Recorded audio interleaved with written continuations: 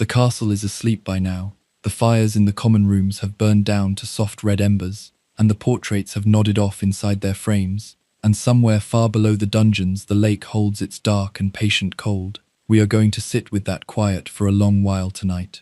We are going to talk in low voices about something that has unsettled readers of these books for years. So make yourself comfortable wherever you are. Let your shoulders come down from around your ears. Let your hands go loose. There is nowhere you need to be, and nothing you need to do, except rest, and listen, and let the words carry you somewhere slow. Tonight's story is a theory. It is one of the darkest ideas anyone has ever offered about the world of Harry Potter. And the strange part, the part that keeps people turning it over in the small hours, is that the woman who wrote the books has never once stood up and said it was wrong. She has been asked. Over many years, she has answered questions about almost everything else in that world, the small details and the large ones, the things readers wondered about, and the things they never thought to wonder about at all. On this one shadow, she has stayed silent, or she has smiled and turned the conversation somewhere else, or she has said something kind and a little vague that does not quite reach the center of the thing. And so the idea sits there, unburied, waiting in the dark like the lake under the castle. Before we go any further into that dark, a small and friendly thing first. If you are here most nights, drifting off to these long, quiet stories, leave a comment and tell me how many nights in a row you have come back to this little corner of the world. And if tonight happens to be your very first night with us, you do not need to write anything clever. Just write the words night 1, so I know you found your way here, and so the others can welcome you. That is the only thing I will ask of you for a long while. Now let the room go still again, let the light go low, and let us begin to talk about the man at the heart of all of this. The theory is about the kindest face in the entire story, not the cruelest one. That is what makes it sit so strangely in the chest. When most people imagine the darkness in these books, they think of a man with no nose and red eyes, and a voice like cold water, a man who split his own soul into pieces and hid them around the country so that he would never have to die. That darkness is loud. It announces itself.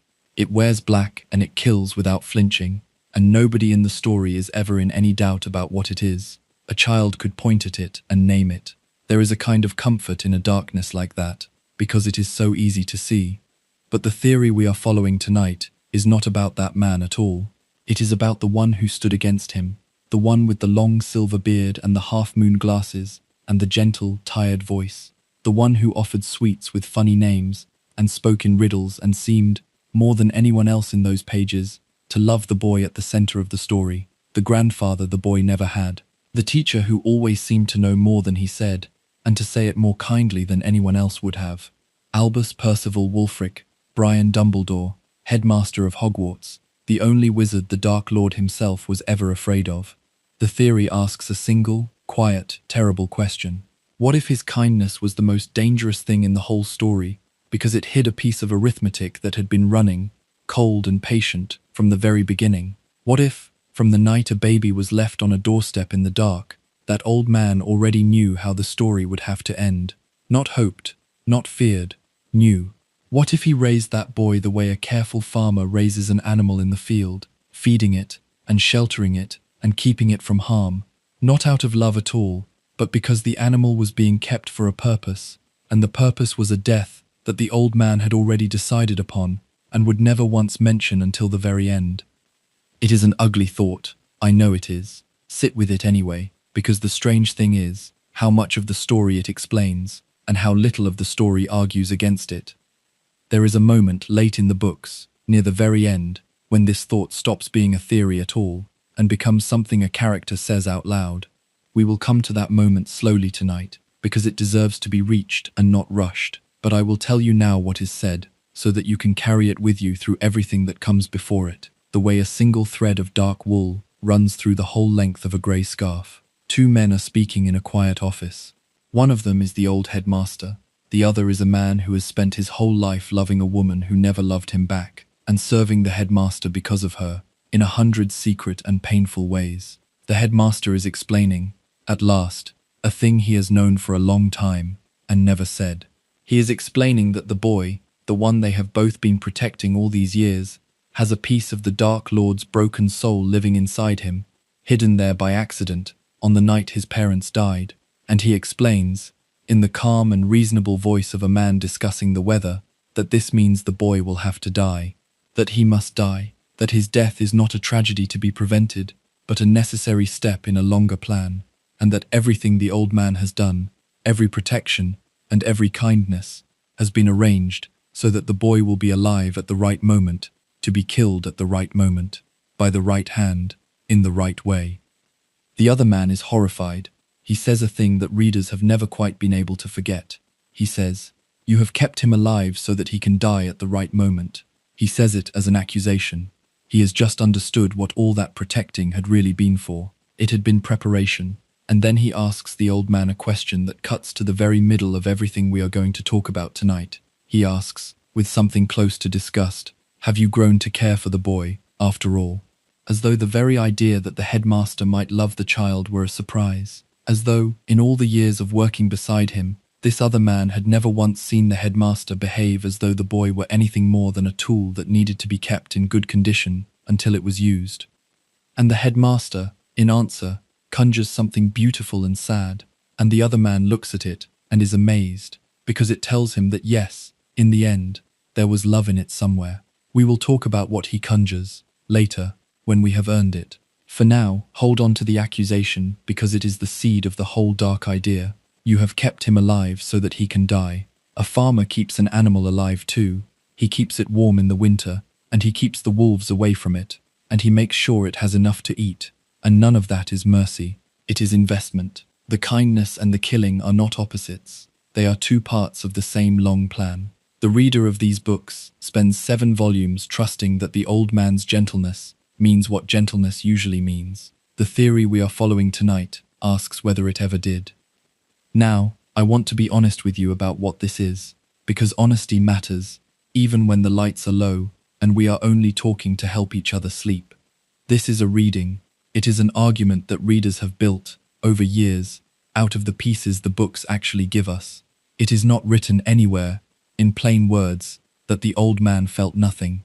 There is another reading, a warmer one, in which the headmaster loved the boy painfully and carried the weight of what had to happen like a stone in his own chest, and did the terrible necessary thing because there was no other way to save the world, and hated every moment of it, and hid his love, only to make the boy strong enough to survive what was coming. That reading is real too. Many people hold it, and they hold it for good reasons, and there are lines in the books that support it, just as there are lines that support the colder one. What makes the dark reading so hard to put down is not that the books prove it, it is that the books never disprove it. The boy himself, at the lowest point of the story, comes to believe the cold version completely. He learns about the plan, and he feels, in his own words, betrayed. He feels like something that was raised for slaughter. The book does not rush in to tell him he is wrong. It lets him sit in that feeling for a long time. And the woman who wrote it, when readers have asked her, gently, whether the old man was good or whether he was cold, has given answers that keep both doors open and shut neither. She has called him a flawed and complicated person. She has said he was lonely, and that loneliness made him do harm. She has never said the sentence that would end the theory forever. The simple sentence, no, he loved the boy from the start and never used him. She had every chance to write that sentence. She has never written it. And in a story this carefully made, the things an author chooses not to say can be as loud as the things she does. So that is where we are going tonight. We are going to walk back to the very beginning, before there was a boy on a doorstep, before there was a dark lord, before any of it. We are going to find a clever child in a small village and watch how he grew, and watch the first time he ever weighed a person he loved against a future he wanted more.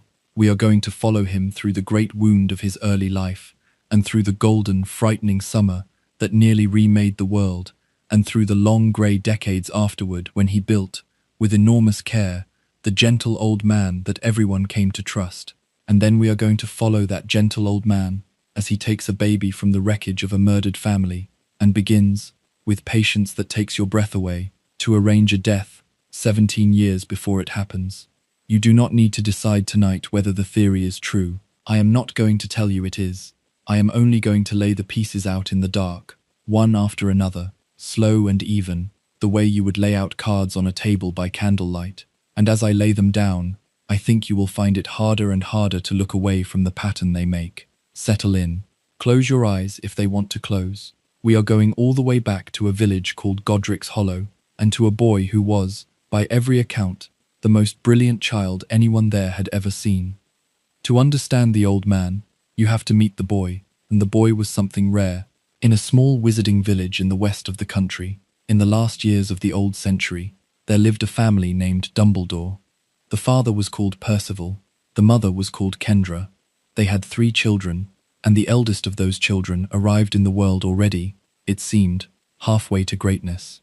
His name was Albus. From the time he was very young, the adults around him noticed the way his mind worked, and they did not quite know what to make of it. Other clever children learn things quickly. This one seemed to have known them already, and to be merely waiting for the world to catch up and confirm what he had worked out on his own. He read everything he could reach, and then everything he could not reach without help, and then he wrote to people far away and older and famous, and they wrote back to him, because what the boy had to say was worth answering.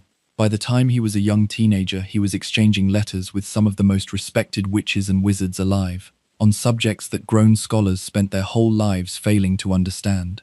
They did not write to him out of politeness. They wrote because he had seen something they had missed, and they wanted to know what else he could see. When he went away to school, the pattern only sharpened. He won every prize the school could give. Teachers spoke of him the way people speak of a comet, as a thing that comes along once in a great while and is gone before you have finished marveling at it. He was not only brilliant, he was charming and warm and funny, and people wanted to be near him, which is a different gift and a rarer one, because the world is full of clever people that nobody can stand. Albus was clever and beloved both. He made friends who would stay loyal to him for the rest of their lives. Everyone who met him seemed to come away certain that they had been in the presence of someone who was going to matter, who was going to do great things, who was marked for a future the rest of them could only watch from a distance. And he knew it. This is the part the warmer stories about him tend to fold away, but it is there in his own words, written down years later, when he was old and had learned to be ashamed of it. He knew, as a young man, exactly how brilliant he was. He expected the world to be arranged around that brilliance. He felt the ordinary obligations of a life, the small duties and the family ties, and the slow, patient business of taking care of other people, as a kind of insult. They were beneath him. They got in the way. He had glorious things to do, and anything that stood between him and the doing of them was, in some quiet chamber of his heart, an enemy. Now hold that thought next to the theory we are following, and feel how cleanly they fit. A boy who learns early that he is cleverer than everyone around him. A boy who comes to believe that the rules other people live by are for other people, and that his own great purpose stands above them. A boy who feels the people he is supposed to care for as weights tied to his ankles, dragging him down from the heights he was made for. That boy does not necessarily grow into a monster, but he grows into someone capable of a particular kind of coldness, the coldness of a person who has decided that some lives are simply more important than others, and that the more important ones are allowed to spend the lesser ones. The whole dark theory rests on the idea that the old man never stopped believing that. The young man is where the believing started. His father, Percival, was a quieter figure in the household, and a sadder one, though the boy may not have understood the full shape of his father's sadness until much later. The mother, Kendra, was proud and private and strong, a woman who held the family together with a kind of fierce, closed dignity. She was not warm in the way that draws strangers near. She was the other thing, the thing that keeps strangers out, that builds walls, and keeps the family business inside the family. In a household like that, secrets do not feel like lies. They feel like loyalty. They feel like the natural and proper way to live. And the eldest son learned that lesson too. The lesson that the most important truths are the ones you do not tell, that a family protects itself by keeping the world on the far side of a closed door. He would carry that lesson all the way to the end of his life. He would build his entire long career on it. The man who knew more secrets than anyone else in the wizarding world learned, as a child, in his own mother's house, that knowing and not telling were the same act of love. There was a third child too, the youngest, and she is the center of everything that broke this family, and, the theory would say, the first place we can see the old man's coldness with our own eyes. Her name was Ariana. She was a small, bright thing, the baby of the house, and for the first years of her life, there was nothing to mark her out as different. The trouble, when it came from outside, the way the worst troubles often do, from the ordinary world that the wizarding families lived secretly alongside and tried so carefully not to disturb.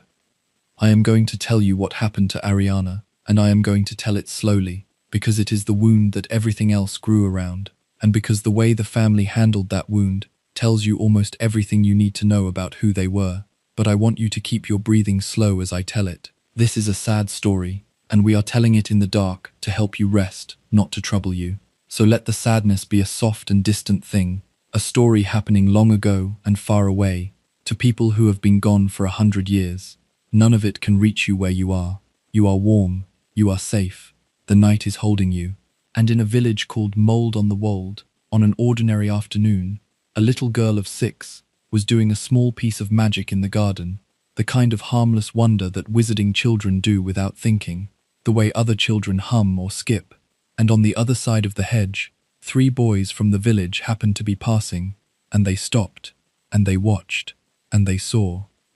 What those 3 boys did to Ariana Dumbledore is the hinge on which this whole family turned. They were frightened by what they saw, the way people are always frightened by what they do not understand. And frightened people are cruel. They came through the hedge. They wanted her to do it again, the strange and impossible thing. And when she could not, or would not, when a small terrified girl could not perform her magic on command for 3 older children who had cornered her, their fear curdled into something worse, and they hurt her, badly. We are never told every detail, and we do not need them. What we are told is that whatever they did, it did not only wound her body, it reached inside and broke something in the way her magic worked, some deep and delicate mechanism that should never be touched. After that afternoon, Ariana was never the same again, and she would never be the same again for the rest of her short life. The mother brought her inside and closed the door, and the door, in a sense, never opened again. That is where we will pick up the thread, in a house gone silent around a hurt child, with a father about to do something terrible out of grief, and an eldest son standing at the edge of it all, already, even then, beginning to calculate. Rest now, let the village go dark. But we will go in through that closed door together when the night is a little deeper. So we go in through the closed door, into the house where a hurt little girl now lived in a quiet that would last for years. The first thing that happened inside that grief was the father, Percival Dumbledore, who had been the soft and sorrowful presence at the edge of the family, did a hard and violent thing. He went out, and he found the 3 boys who had broken his daughter, and he hurt them, the way a father, who has lost everything, reaches for the only thing left to him, which is the chance to make someone else hurt the way he is hurting. And then he was caught, and he was tried, and he was sent away to the wizard prison, out in the cold northern sea, the worst place their world had to offer, a fortress on a rock, surrounded by creatures that feed on every happy thought you have ever had, until there is nothing left in you but the worst day of your life, played over and over until you die. Here is the part that matters for our story, the part that shows you what kind of family this was. Percival never told anyone why he did it. He could have. He could have stood up in front of the court and said, "Look what they did to my baby girl. Look what they took from her." And perhaps the court would have understood. Perhaps it would have gone easier for him.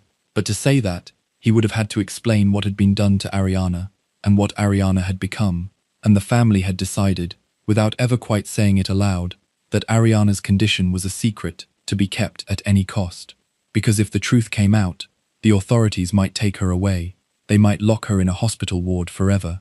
They might decide she was too dangerous to be left at home, so her father chose to be thought of as a madman, a muggle-hating brute who attacked children for no reason, and he carried that false name into the prison on the rock, and he died there with it, rather than open the door on his daughter's secret. He spent the rest of his life in the worst place there is, in silence, to protect a child who could no longer even understand the size of what he had given up for her. The eldest son watched his father go, and whatever Albus felt about it, the lesson underneath it would have been very clear to a mind as sharp as his. A person can be sacrificed to protect the thing that matters more. His own father had just done it, in the most total way a person can. He had spent his whole self, his freedom, and his good name, and the rest of his years, as the price of keeping something hidden. In that house, The spending of one life to shelter another was not a horror. It was what love looked like. It was what fathers did. We are tracing the long route of an old man's coldness, and here is one of the deepest places that route goes down, into the cell of a father who chose his own ruin and never complained. After that, the mother gathered what was left of the family and moved them. They went to a village called Godric's Hollow, a pretty place where wizards and ordinary people lived side by side, and they took a house there, and they shut Ariana away inside it. Not cruelly. They thought of it as protection, and in their world it nearly was. They told the neighbors that the youngest child was too unwell to be seen, too fragile for the world, and the neighbors, being polite, mostly believed it, or pretended to, and went about their lives. Some of them thought the girl might be a squib, a child born to a magical family with no magic of her own, the kind of thing families were ashamed of in those days and hid away. Let them think it, the mother decided. A small shame was a good thing to hide a large secret behind. And so Ariana lived in the back rooms and the garden of that house and was not spoken of, and the years went by, and she grew from a little girl into a young woman that almost no one outside her own family ever saw. I want you to sit for a moment with what her life actually was, because it is one of the saddest things in all of these books, and it is almost never talked about. She was a child whose magic had been turned against her, frozen and twisted by terror, until it became a thing she could no longer control or use. Most of the time she was sweet and gentle, the same loving girl she had always been, but the broken magic was still inside her, dammed up with nowhere to go, and now and then it would break loose without warning, in a flash of force that she did not choose and could not stop, the way a wound that has healed wrong will tear open again at the smallest wrong movement. She was not dangerous because she was bad. She was dangerous because she had been hurt in a place too deep to mend, and the hurt had nowhere to go but out. She spent her short life loved and frightened and hidden, never knowing why the world had decided she could not be part of it. And then, one day, the damned-up thing broke loose at the worst possible moment, and it killed her mother. Kendra Dumbledore, who had held the whole family together with her closed and iron strength, who had given up her old life and her old home to keep her daughter safe, died on the floor of her own house, at the hands of the very child she had spent everything to protect. It was an accident. Ariana never meant it, and could not have meant it.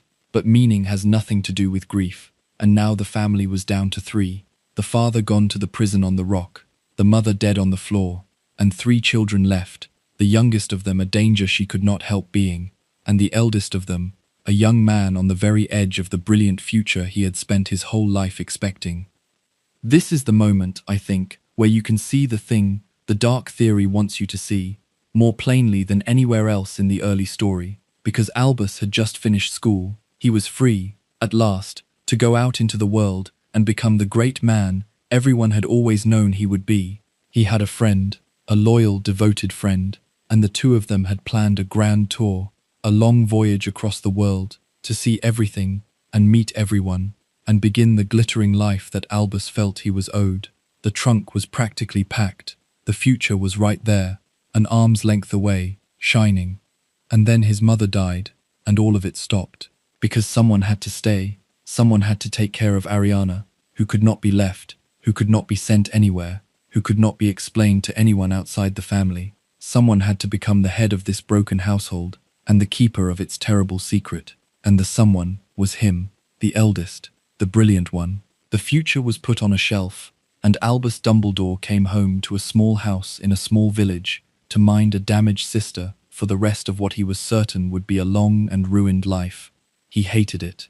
He says so himself, years later, with the flat honesty of a man who has stopped making excuses. He resented it. He looked at his sister, the little broken thing that the world had wounded, the sister his own father had gone to prison for, and his own mother had died for, and what Albus felt, in the worst and most private chamber of his heart, was that she was in his way, that she was a weight tied to his ankle, that his glorious purpose was being spent, day after grey day, on a duty beneath him, in a backwater that no one important would ever visit. He did not say it out loud. He may not even have let himself think it in plain words, but it was there, and it was true, and many years later he would name it as the great shame of his life, the thing he never forgave himself for, the cold resentment of a young man toward the helpless person he was supposed to love. Now, The warm reading of all of this is that he was young and grieving and overwhelmed, and that his resentment was a human failing he later outgrew, and that the very fact he was ashamed of it proves there was love in him underneath. That reading is fair. Hold it, but hold the colder one beside it, because the colder one is also fair, and it is the one we are following tonight. The colder reading says that here, at the very start, before there was any Dark Lord to fight, or any greater good to fight for, we have already watched Albus Dumbledore look at a person he was supposed to protect, and feel her as an obstacle to something he wanted more. Not a stranger, his own sister, the most innocent person in the entire story, a girl who had never done a single wrong thing, who had been hurt through no fault of her own, and could not even understand her own danger. If he could feel that about her, the colder reading asks, then what exactly would stop him, decades later, from feeling something similar about another marked and innocent child, a boy with the Dark Lord's curse already inside him, a boy whose death would clear the way to something the old man wanted very much? The answer the books give to that question is not as comforting as you would hope. Into this household, into this grief and resentment and silence, in the warm months of that terrible year, a stranger arrived in the village next door, a young man, brilliant and beautiful and dangerous, with a smile like a door opening onto everything Albus had ever wanted. His name was Gellert Grindelwald, and what happened between those two young men over the course of a single summer is the second great key to the whole dark theory, because it is where Albus Dumbledore said out loud, in his own handwriting, exactly what he believed the world should be, and exactly how little the small and the weak counted in it. We will go there next. Breathe slow, let the village sleep. The most important summer of the old man's life is about to begin. The stranger came to stay with an old woman who lived nearby, a historian named Bathilda Bagshot, who had written the book that every wizarding child would one day learn their history from. The young man was her great-nephew, and he had been sent to her after being turned out of his school abroad for doing things too dark and too strange even for that place to tolerate. His name was Gellert Grindelwald, and he was, in his own way, as brilliant as Albus, which was a thing Albus had never met before in his entire life. Not a clever person, an equal, someone who could follow him all the way to the end of a thought, and then take one step further, into territory Albus had not yet reached. For a young man who had spent his whole life being the cleverest person in every room, and who had just been buried alive in a village minding a sister he resented, the arrival of that equal must have felt like a window thrown open in a sealed room. Air came in, light came in, everything seemed possible again. The two of them fell into each other completely. They spent that summer together, talking and writing and dreaming, two beautiful, brilliant young men, with the whole world spread out before them, and the conviction, shared and total, that they were the ones who were going to remake it. What grew between them was the deepest feeling of Albus Dumbledore's life. The woman who wrote these books has said so plainly, in the years since. Albus loved him. It was the great love of his life, and it came at the worst possible time, and attached itself to the worst possible person, and it would cost him everything, and he would never fully recover from it, not in all the long grey decades that followed. The gentle old man that the boy Harry would meet, the lonely figure at the top of the tower, with no family and no partner and no one to go home to, was made, in part, in the wreckage of that one summer. He had loved once, enormously, and it had ended in catastrophe, and he had decided, it seems, never to risk it again.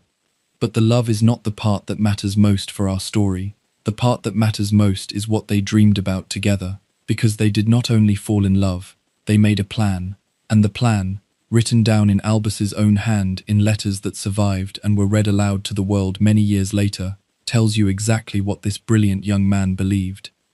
They dreamed of a new world, a world in which wizards no longer hid.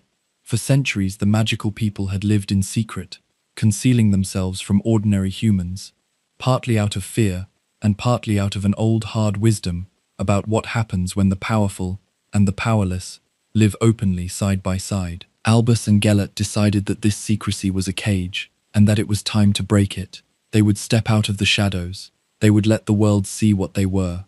And then, being stronger, being capable of things ordinary humans could only dream of, they would take their proper place. They would rule, not for cruelty, they told themselves. Not out of greed. They would rule for the good of everyone, the magical and the ordinary alike. because the strong were better fitted to lead than the weak, and a world led by the strong would be a kinder and safer world for all its people, including the ones being led. They had a phrase for this. They wrote it at the bottom of their dreams the way you would sign a letter. For the greater good, Gellert would carry that phrase for the rest of his life. He would one day carve it in stone above the gate of the prison he built for the people who opposed him, and it was, in the beginning, as much Albus's phrase as his. In one of the letters, the young Albus set the whole thing out with the cool clarity of a man solving a problem. They would seize control, he wrote, for the greater good. And it followed from this, he reasoned, that where they met resistance, they would use only as much force as was necessary, and no more. Read that again, slowly, in the dark. He is not asking whether force is right. He has already decided that it is. He is only working out, like an accountant, how much of it the situation requires. The lives of the people who would resist, the people who would not want to be ruled by wizards however kindly, those lives have already become a quantity in a sum. They are the resistance, they are the cost. The only open question is how large the cost will need to be. This is the doctrine. This is the thing the dark theory says Albus Dumbledore believed, at the deepest level, and never truly stopped believing, no matter how gentle he learned to seem. The doctrine is simple, and it is seductive, and it is one of the oldest and most dangerous ideas that human beings have ever had. It is the idea that a good enough future can justify a terrible enough present, that if the goal is grand enough, the people you have to spend to reach it stop being people and become a price. For the greater good is the largest, the most beautiful, the most reasonable sounding thing in the world, and underneath it, every time, there is a smaller and uglier thing, which is a person being weighed against a future and found light enough to spend. And while these two young men dreamed their enormous dream, there was a girl in the back rooms of the house next door, fragile and hidden and frightened, who did not fit into the dream at all. What was to be done about Ariana? The plan was to leave Godric's Hollow and go out into the world and begin. But Ariana could not be left, and Ariana could not easily be brought. A girl whose broken magic might erupt at any moment, dragged across a continent on a crusade to remake civilization. Albus, swept up in love and ambition both, seems to have told himself it could be managed, that she could come along, that her care could be fitted somehow around the great work. He had found, at last, the partner and the purpose he had always believed he was owed, and his fragile sister, who had been the chain holding him in place, was once again being weighed against something he wanted more, and once again, the wanting was winning. He was making his plans to leave, with her, or in spite of her, and the small inconvenient fact of her helplessness was being folded down smaller and smaller, until it would fit inside the margins of a dream about ruling the world. You see the shape of it now, I think. Twice already, before he is even a grown man, before any of the famous things have happened, we have watched Albus Dumbledore set a beloved and helpless person on one side of a scale, and his own glorious purpose on the other, and watched the purpose win. His father went to prison, and never weighed his own ruin against his daughter at all. He simply gave himself up for her. His mother died protecting her. But Albus, the brilliant one, the one everyone believed was marked for greatness, looked at the same fragile girl his parents had spent themselves for, and felt her as a weight, an obstacle, a problem to be solved on the way to something larger. The dark theory does not have to invent his coldness, it only has to point at it. It was there from the beginning, in his own words, in his own handwriting, signed for the greater good. The summer could not last. A thing built that high, on a foundation that cracked, was always going to come down, and when it came down on Ariana, the one who had never been part of any of it, the one who was only ever in the way. The end of that summer is one of the darkest hours in the whole history of these characters, and it left a question hanging over Albus Dumbledore that he would carry, unanswered and unasked, for the rest of his life. We will go there now, gently, into the night that everything broke. Keep breathing slow. We are nearly through the hardest part of the old man's young life, and then we will follow him out into the long grey years, where he built the kindly mask that the whole world would come to trust. There was a third person in that house, who has been standing in the shadow of this story so far, and it is time to bring him forward, because he is the one who saw the truth and tried to stop it. The middle brother, Aberforth. Aberforth Dumbledore was nothing like Albus, and he never pretended to be. Where Albus was brilliant and ambitious and hungry for the wide world, Aberforth was plain and stubborn and rooted to the ground. He was not a great student. He was not charming to important people. He cared about animals and the smell of the fields and the simple, ordinary business of being alive. And most of all, he cared about his sister. Aberforth was the one who could calm Ariana when the fear rose up in her. He was the one she trusted. He loved her without any complication at all. The way you love something you have decided to love, fully, with no part of yourself held back, and no future you would rather be living instead. To Aberforth, Ariana was not a weight or an obstacle, or a problem to be managed around. She was simply his sister, and she needed him, and that was the whole of it. And so Aberforth watched what was happening to his brother that summer with growing horror. He watched Albus fall under the spell of the dangerous, beautiful stranger from next door.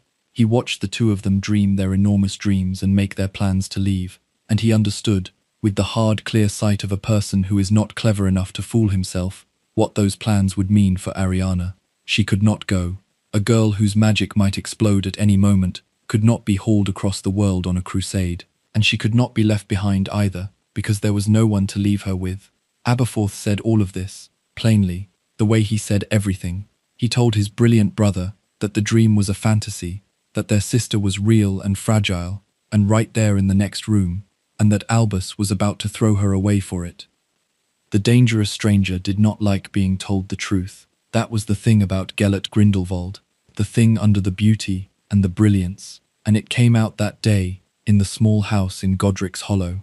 When Aberforth pushed back, when the plain, stubborn brother refused to be charmed or talked down, Grindelwald turned on him and used against him one of the cruelest curses their world knew, the one that exists for no purpose but to cause pain. And that was the spark. Albus moved to defend his brother, and then all three of them had their wands out, in a small room, in a house where a frightened girl was listening to the people she loved screaming at one another, and the air filled with light and force and curses flying in every direction. And somewhere in the middle of that chaos, a curse found Ariana. She died there, on the floor of the house, the way her mother had died, on the floor of the house, the second woman of that family to be killed inside its own walls. And here is the thing that would haunt Albus Dumbledore until the day he died. No one ever knew whose curse it was. 3 wands had been firing in that small room. 3 people had been fighting. The curse that struck Ariana could have come from any of them. It could have come from Grindelwald, it could have come from Aberforth, and it could have come from Albus himself. The brilliant brother, the one who had resented her, the one who had been ready to leave her behind, may have killed her with his own hand, in the middle of a fight that was, at its root, a fight about whether her life mattered enough to slow down the dream. He never knew, and the most telling thing, the thing the dark theory holds up to the light, is that he never tried to find out. He could have looked. There may have been ways, with magic, with patience, to learn the truth of that day. He never sought them. He decided, instead, to live the rest of his life inside the not knowing, because the not knowing was bearable, and the knowing might not be. A man who could solve any problem, who could untangle any mystery, who spent his whole career learning the most hidden things in the world, left this one question, the question of whether he had killed his own sister, sealed and unopened forever. Some people would call that mercy on himself. The dark theory calls it something else. It calls it the first time Albus Dumbledore looked away from a truth about himself, because the truth was too ugly to hold, and it would not be the last. Grindelwald fled the country that day, and never came back, and went on to become the great dark wizard of that age, the terror of a whole generation, carving his stolen slogan over the gate of his fortress prison. The 2 young men who had loved each other and dreamed of ruling the world never spoke again as friends. And at Ariana's funeral, in front of the small sad gathering, Aberforth walked up to his brilliant brother and broke his nose. The old man that the boy Harry would one day meet had a crooked nose, bent and reset badly, and that was where it came from. His own brother's fist, at the grave of the sister they had failed between them. The 2 brothers would barely speak for the rest of their lives. The wound of that day never closed in either of them. So that is the official story of how Albus Dumbledore became good. He had reached for power and glory, and he had reached through the body of his own helpless sister to do it, and she had died, and the horror of that had broken something in him, and remade him into a humbler and kinder man. He had seen where his ambition led, He had felt the greater good turn, in his own hands, into a dead girl on a floor. And so, he turned away from all of it. He gave up the dream. He spent the rest of his life refusing the power he had once craved, choosing small duties over large ones, becoming a teacher in a school instead of a ruler of the world. The catastrophe burned the ambition out of him. That is the redemption. That is the story the warm reading tells, and there is real truth in it. But listen to what the dark theory hears in that same story, because it is hearing something different, and once you have heard it, you cannot stop hearing it. The dark theory says the catastrophe did not change what Albus Dumbledore believed. It changed only what he believed about himself. He still thought, in the deepest part of his mind, that the strong are fitted to rule the weak, and that a great enough end can justify the spending of lesser lives. He never wrote a letter renouncing the greater good. He never said the doctrine was wrong. What he learned at Ariana's grave was not that the arithmetic was evil. What he learned was that he could not be trusted to be the one doing the sums, because his own hunger for glory had corrupted the answer and gotten his sister killed. So he did not throw the arithmetic away. He hid it. He buried it under a kindly old man's robes and a twinkle and a bowl of sweets, and he made a private rule for himself that he would never again seek power for his own sake, because his own sake was the poison. And do you see what that leaves intact? It leaves the doctrine alive and waiting, with only one condition placed on it. The condition is that the cause must be pure, that the spending of a life must not be for his own glory, must bring him no power he wants, must be done with no personal hunger staining it at all. Under those conditions, the arithmetic could run again, clean this time, safe this time, for the greater good, and nothing else.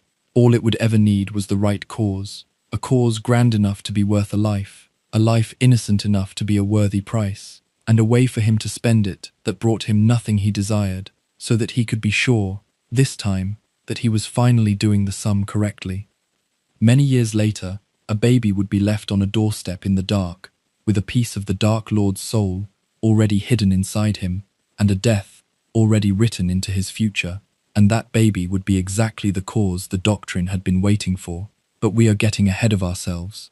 First, we have to watch the old man build his mask over long grey decades, until even he half believed it was his real face. Rest now.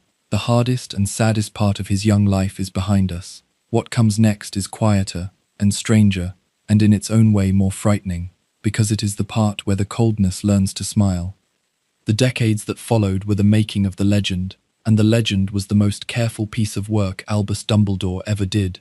Not a spell, not a discovery, a face. He spent 40 years building a face for the world to look at, and it was so warm and so convincing that almost no one ever thought to wonder what was behind it. The famous things did happen. He became, by any measure, the greatest wizard of his age, and he earned the title honestly. He made discoveries that changed what their world understood about magic itself. He won honors and seats and titles. And in time, the boy he had loved that ruined summer, Gellert Grindelwald, rose into the Dark Lord that everyone had feared he would become, and gathered an army, and brought a continent to the edge of ruin, and the one person in the world who could stand against him was the one person in the world who had once loved him. For years, Albus did not go. People have always wondered why he waited so long, why he let the terror spread while the only man who could end it stayed in his school. The kindest answer is that he was afraid of what he would feel when he faced Gellert again, afraid of the love that might still be there, afraid most of all that if he and Gellert duelled, he might at last learn whose curse had killed Ariana, because Gellert had been in that room, and Gellert might know. The man who never wanted to learn the truth of his sister's death may have stayed away from the war for as long as he did, because winning it meant walking back toward that truth. But in the end he went, and they duelled.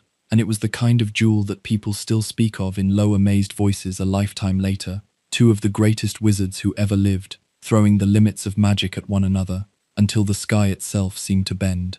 And Albus won. He defeated the Dark Lord of his age, and he did not kill him. He locked him away in the very prison Gellert had built for his own enemies, behind the gate with the carved slogan, "The Greater Good," now sealing in the man who had made it his banner.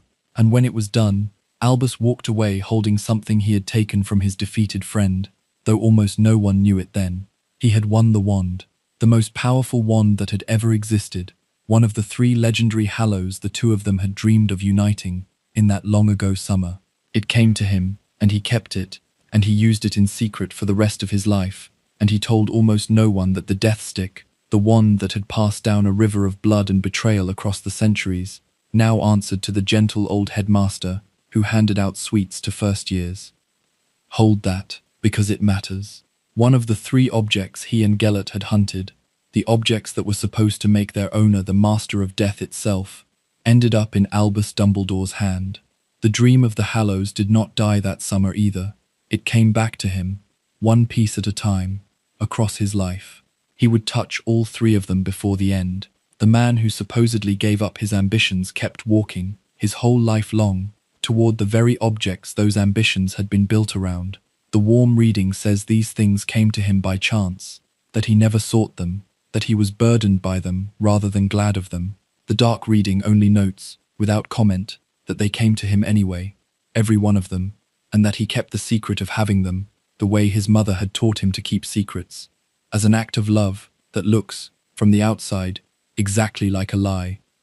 And since the Hallows have come into our story now, and since they will matter so much at the very end, let me tell you the old legend of where they came from, because it is a bedtime story in its own right, the kind of story wizarding children grow up hearing, and it carries inside it the deepest lesson of this whole long night. There were three brothers, the legend says, traveling a lonely road at twilight, and they came to a river too deep and too dangerous to cross. But these brothers were skilled in magic, and so they simply waved their wands and made a bridge appear across the treacherous water. And when they were halfway across, a figure stood in their path.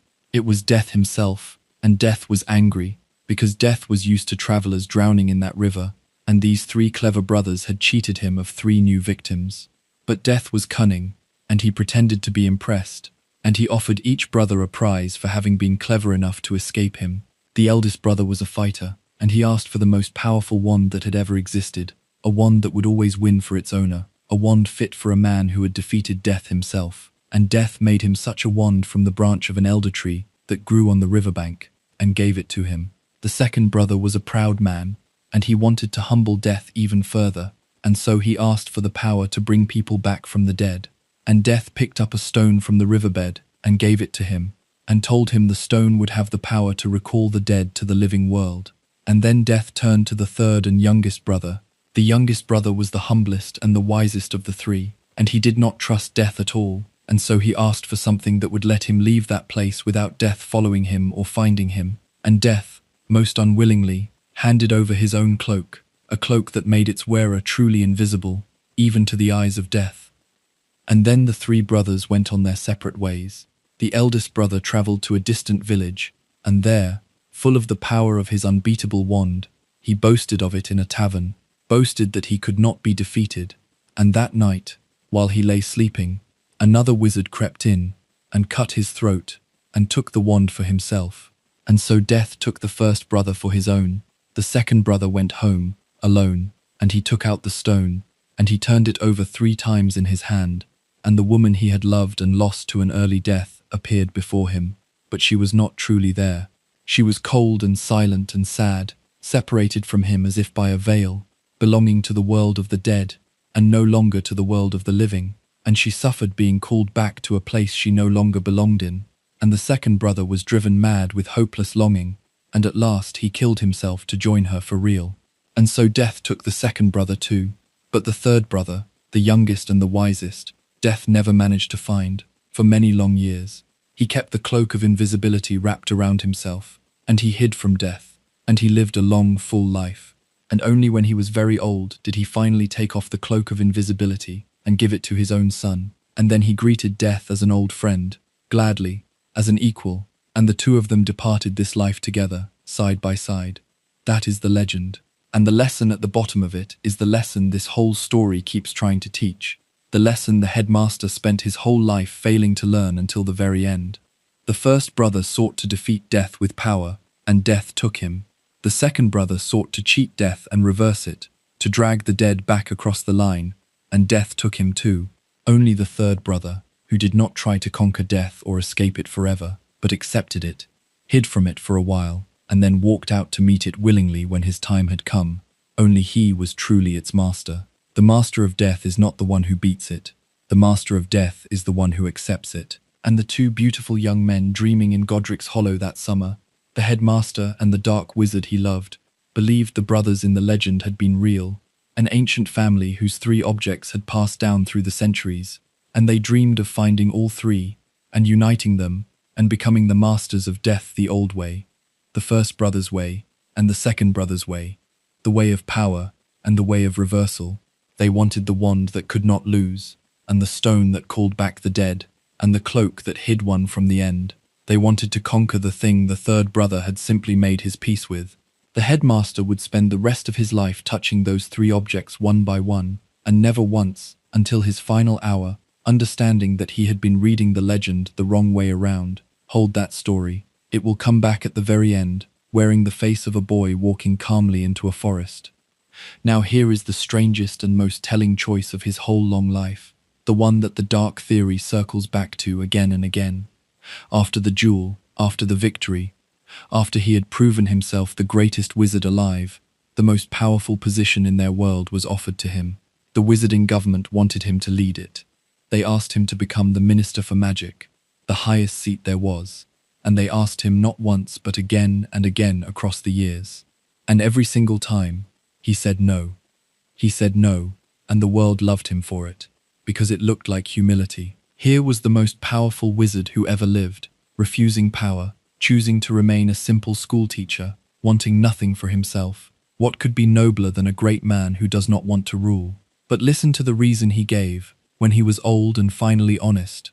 The reason he gave to Harry near the very end. He said that he had learned, long ago, that he was not to be trusted with power, that power was his weakness and his temptation, that he wanted it too much and was too good at using it, and that a man like him, in a seat like that, was a danger. He did not refuse power because he had stopped wanting it.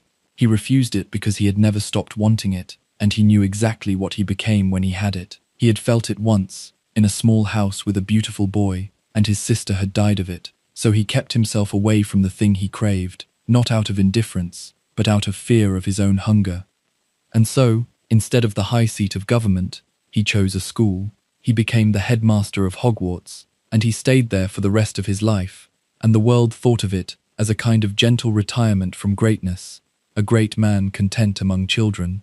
But think about what a school actually is, from the point of view of a mind playing a very long game. A school is where every important person in the next generation passes through your hands while they are young and unformed. A school is where you can watch a child grow from the age of 11 and know them better than they know themselves. A school is where loyalty is built, year after year, in 1,000 small kindnesses, until grown men and women will do anything you ask because of who you were to them when they were small. A school is a place from which a patient man can shape the entire future of his world without ever holding a single title that anyone would call power. He did not retreat from influence when he chose Hogwarts. He chose the deepest and most lasting kind of influence there is, and he chose it in a form so gentle that it never looked like influence at all. The man who could not be trusted with power found the one kind of power that came dressed as service, and he held it for 40 years, and almost no one ever noticed that he was holding anything. On top of this long, quiet game, he built the mask, and the mask was a work of genius. The Albus Dumbledore that the world saw was eccentric and warm, and a little ridiculous on purpose. He wore garish robes. He loved sweets with silly names, and offered them at strange moments. He spoke in riddles, and answered serious questions with jokes, and gave the impression of a brilliant mind half lost in pleasant dreams. People relaxed around him. People underestimated him, which is exactly what a man playing a long game wants them to do. The twinkle in the eye, the gentle voice, the air of a kindly grandfather who wanted nothing but your happiness. All of it was real in the sense that he could perform it perfectly, and all of it was a costume in the sense that underneath it the cold patient arithmetic went on running, year after year, behind eyes that never stopped calculating even while they twinkled. And I can prove to you that it was a costume, or at least the books can, with one small and devastating moment that most readers pass right over. Early in the story, when Harry is only 11, he discovers a magical mirror that shows the deepest desire of whoever looks into it. Harry looks into it and sees his dead parents alive and smiling, the family he never had, and he becomes obsessed with it, returning night after night to sit in front of the thing he wants most and can never have. And the old headmaster finds him there and gently warns him away from it, and tells him a sad, true thing about how this mirror has driven people mad, how the happiest person alive would look into it and see only themselves exactly as they are. And then, in a tender moment between the lonely boy and the kindly old man, Harry asks him what he sees when he looks into the mirror, and Dumbledore smiles and says that he sees himself holding a pair of thick woolen socks, because one can never have enough socks. It is a charming answer. It is the kind of answer that makes you love him. It makes the boy laugh. It was a lie. We learn this much later, from the old man's own mouth, near the very end of everything. He confesses that he lied to Harry that night about the socks. He did not tell the boy what he really saw in the mirror of deepest desire, and what he really saw, we understand by then, was his family made whole again, his dead mother, and his lost father, and most of all his murdered sister, alive, restored, forgiven, the catastrophe undone. That was the thing he wanted most in all the world, and he could not bear to say it, and so he reached for a charming little lie about socks, and handed it to a trusting child, and the child laughed and loved him for it. Sit with how small that lie is, and then sit with how much it tells you. He was not protecting Harry from anything by lying about the mirror. There was no plan that required it, no danger in the truth, no greater good at stake in whether an 11-year-old knew what an old man longed for. He lied for no reason except that lying was easier than being seen, that the mask was more comfortable than the face, that even in a moment of real tenderness with a lonely orphan, he reached automatically for the performance instead of the truth. The dark theory does not need to prove that he lied about the enormous things. The books hand us proof that he lied about the smallest thing, a pair of imaginary socks, to a child, when nothing at all required it. A man who lies that easily, that automatically, that gently, about a thing that does not matter, is a man you should be very careful about trusting on the things that do. And the largest thing he would ever hide, the thing he kept secret the longest, was a death he had been planning since before that child could walk. Rest now. We are about to arrive at the night it all began, the night a prophecy was spoken in the back room of a pub, and a baby's whole future was decided by people he would never remember. It began, like so much in this story, in a shabby room above a pub, on a cold night, when no one important was watching. A young woman had come to the village by the school to be interviewed for a teaching post. She was the great-great-granddaughter of a famous seer, and she had inherited none of the gift, or so it seemed, and she was nervous and a little odd, and not at all the sort of person who changes the course of history.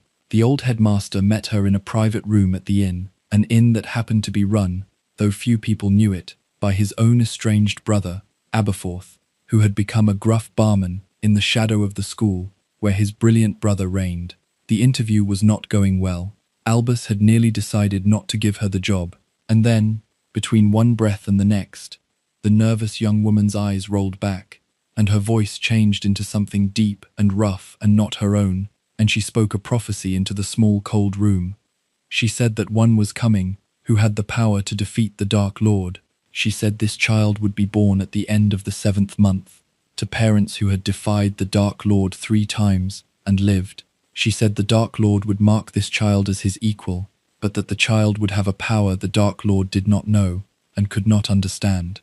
And she said the words that would shape every single thing that followed, the words that sealed the fate of a baby not yet born. Neither of them could live, while the other survived. One of them would have to die at the hand of the other. In the end, it would come down to the 2 of them, the Dark Lord and the marked child, and only one would walk away. And then the young woman blinked and was herself again, and remembered nothing of what she had said, and went on being nervous and odd, never knowing that she had just spoken the most important words of her life. But she had not spoken them to an empty room, because outside the door, crouched in the corridor with his ear pressed to the wood, there was a listener, a young man, thin and pale and hungry-looking, who had crept up to the room to spy, because in those days he served the Dark Lord, and any scrap of knowledge from the great Dumbledore was worth stealing. His name was Severus Snape, and he heard the first part of the prophecy, the part about the coming child, and the power to defeat his master, before he was caught at the door and thrown out into the night by the gruff barman. He did not hear all of it, He heard enough, and he carried what he had heard straight back to the Dark Lord, the way a loyal servant carries a prize to its master, never imagining what he had just set in motion, never dreaming whose life he had just helped to put in danger. 2 children fit the prophecy. 2 boys, both born at the very end of that July, both to parents who had stood against the Dark Lord 3 times and survived. One of them was a round-faced boy named Neville Longbottom. The other was the son of 2 young members of the headmaster's secret order, a brave, reckless pair named James and Lily Potter. The Dark Lord could have chosen either. The prophecy did not name which. And the Dark Lord chose the Potter boy, chose Harry, for reasons that say a great deal about him, because Harry was a half-blood, born of a magical father and a mother who had come from an ordinary family, and the Dark Lord himself was a half-blood too, and something in him recognized himself in the Potter child, and decided that this was the one, this was the equal, this was the threat. He marked the boy by choosing him. The prophecy said the Dark Lord would mark the child as his equal, and the marking was this, the choosing, the deciding. By selecting Harry, he made Harry the one. The prophecy did not force his hand. He fulfilled it himself, the way frightened, powerful people so often build the very thing they are trying to escape. The young spy, Severus Snape, learned which family the Dark Lord had chosen, and his whole world came apart, because the mother of that family, Lily Potter, was the one person Severus Snape had ever loved.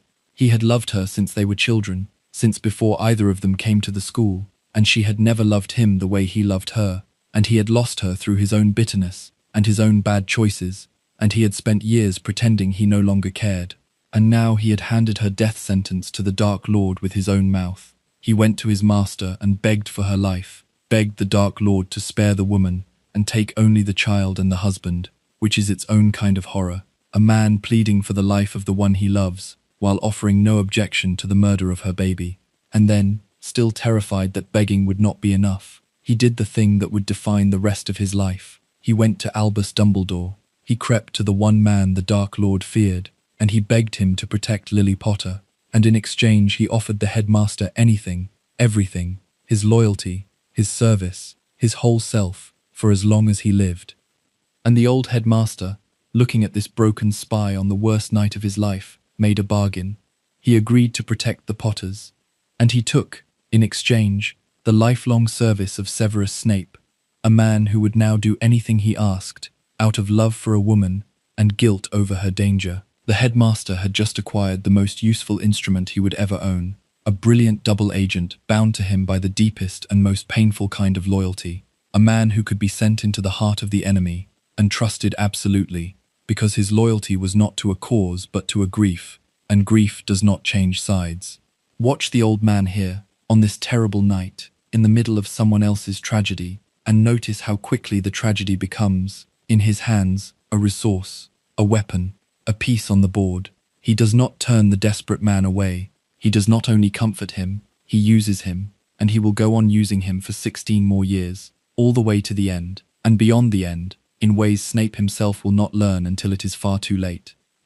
And the bargain with Snape was only the first thread of a web that the headmaster would go on spinning for the rest of his life, because secrecy was the way he had always worked, the lesson his closed and private mother had taught him in childhood, the habit of a man who believed that knowing and not telling were the same act of love. He gathered around himself, in those war years, a secret circle of fighters, an order of brave witches and wizards who trusted him completely and followed him into terrible danger, and he ran that circle the way he ran everything, by keeping the whole picture in his own head alone, and giving each of his followers only the single piece they needed to do their part.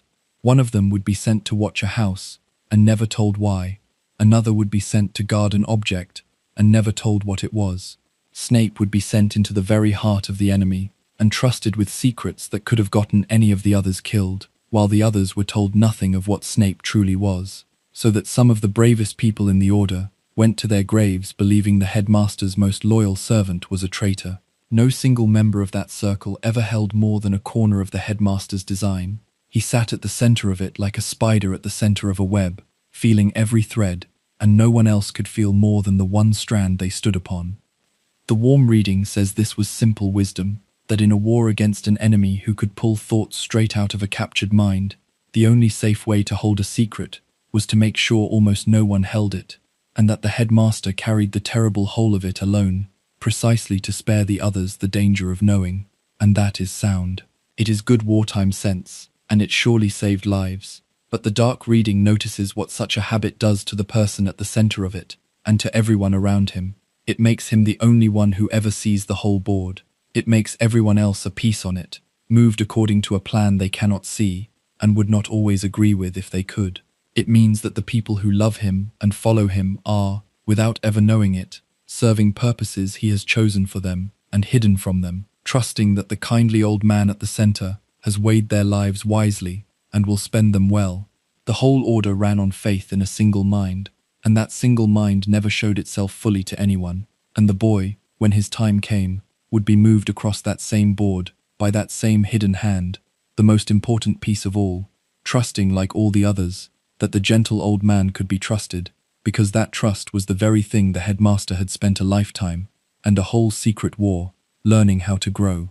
The Potters went into hiding. They wrapped their little house in the most powerful concealing magic there was, a charm that hides a secret inside a single living person, so that the secret cannot be found unless that one trusted person tells it. They chose their secret keeper, and they thought they chose well, and they were betrayed. The friend they trusted was the Dark Lord's man, and on the night of the Festival of the Dead, at the end of October, the Dark Lord came to the little house in Godric's Hollow, the very village where the headmaster's own family had broken apart all those years before, and he killed James Potter where he stood, and he climbed the stairs to the nursery, and he found Lily there, standing in front of her baby's crib. And here the woman's love that Snape had begged for became the hinge of the whole story. The Dark Lord, perhaps because of Snape's pleading, perhaps out of simple impatience, told Lily to stand aside. He gave her the chance to live. All she had to do was step away from the crib and let him kill the child. And she would not. She stood in front of her baby, and she refused to move, and she died there, with her arms spread, choosing her son's life over her own, in the most total way a mother can. And that choice, that freely given death, that love poured out, with nothing asked in return, left a mark on the baby, deeper than any curse.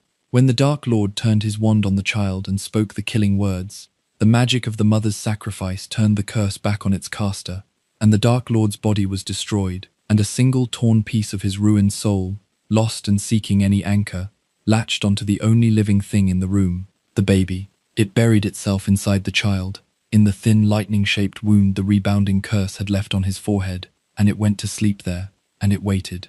No one understood, that night, exactly what had happened.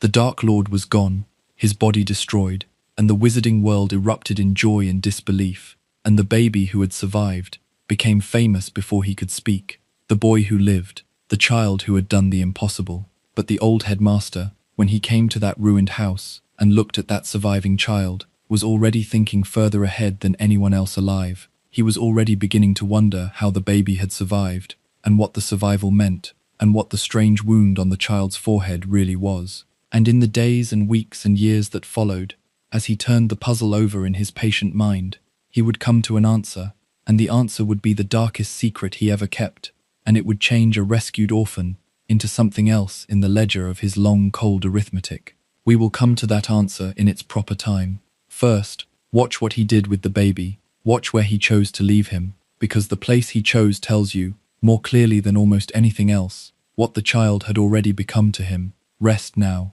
We are going to a very ordinary street, on a very ordinary night, where the most extraordinary child in the world was about to be left on a doorstep in the cold. The street was called Privet Drive, and it was the most ordinary street in the world, which was exactly why he chose it. Rows of identical houses with identical gardens, in a quiet suburb full of people who prided themselves on being perfectly normal and wanted nothing to do with anything strange. It was the last place on earth anyone would look for the most famous child in the wizarding world, and in one of those identical houses lived the only blood relatives the boy had left, his dead mother's sister, a thin, sharp woman named Petunia, who had spent her whole life resenting the magic her sister had been born with, and she had not. Petunia's large, red-faced husband, Vernon, who hated anything out of the ordinary, the way some people hate a bad smell, and their baby son, Dudley, already being fattened on every indulgence two doting parents could provide. Into this house, the headmaster decided, the orphan savior of their world would be placed. He did not ask, he decided, and when one of his most loyal colleagues, the stern and clear-eyed Professor McGonagall, came to him, having watched these people all day, she was appalled, and she told him so. She had seen what the Dursleys were. She had seen the husband and the wife and the spoiled, bawling son, and she had understood at once that these were the worst sort of people to give a child to, cold and small-minded, and incapable of the kind of love a grieving orphan would need. She begged him to reconsider. Surely, she said, surely there was somewhere better, someone kinder, anyone at all who would actually love the boy. And the headmaster said no. He said it had to be here. He had his reason, and his reason was real, and we should look at it squarely before we look at what the dark theory sees hiding behind it. His reason was the mother's sacrifice. Lily Potter had died to save her son, freely, and that freely given death had laid a protection over the boy deeper than almost any magic in the world, and that protection, the headmaster understood, could be anchored and renewed if the boy lived in the home of his mother's blood. Petunia was Lily's sister. The same blood ran in her. If she took the boy in, if she gave him a place under her roof and let it become his home, then the protection of his mother's love would be sealed into the very walls around him. And there, in that ordinary house, with that unloving family, the boy would be safe in a way he could be safe nowhere else on earth. The Dark Lord's followers were still out there. The Dark Lord himself was not truly gone, the headmaster suspected, only broken and waiting. And so the one place the enemy could never reach the boy was the house of his mother's sister, protected by his mother's blood, until the boy came of age. That was the reason. It was true. It really would keep him alive. But hold it up to the light, and turn it, slowly, and ask the question the dark theory asks. Of all the things the blood protection accomplished, was keeping the boy alive the only one? Because look at what else it did. The protection required not just any home, but this home, this cold and loveless home, the home of people who would resent the boy and neglect him and treat him as a burden and a servant. The headmaster could not have placed Harry with a kind magical family who adored him, because the Blood Ward needed Petunia's blood, and so the choice that kept the boy alive was also, by the same stroke, the choice that guaranteed he would grow up unloved. The two things came together in a single decision, and the headmaster made that decision knowing exactly what kind of childhood he was sentencing the boy to, because the stern professor had just spent a whole day telling him, and the boy's childhood was as bad as she feared. He grew up in that house for 10 long years, as a stranger in it, a burden tolerated and never welcomed. They put him to sleep in a cupboard under the stairs, a dark, cramped space among the spiders, while their own son had 2 bedrooms. They fed him and clothed him as little as they could manage. They let their son bully him and punished the boy for things their son did. They told him his parents had died in a car crash, a small mean lie designed to strip away even the dignity of the truth, so that the boy grew up believing his mother and father had been worthless drunks who died in an accident, rather than 2 brave young people who had given their lives to save his. They never once told him what he was. For 10 years, the most powerful young wizard of his generation believed he was nobody, an unwanted orphan, a burden, a freak, a boy with no place in the world and no one who wanted him. He grew up starving for love and never receiving it, learning that he was alone, learning not to expect kindness, learning not to hope.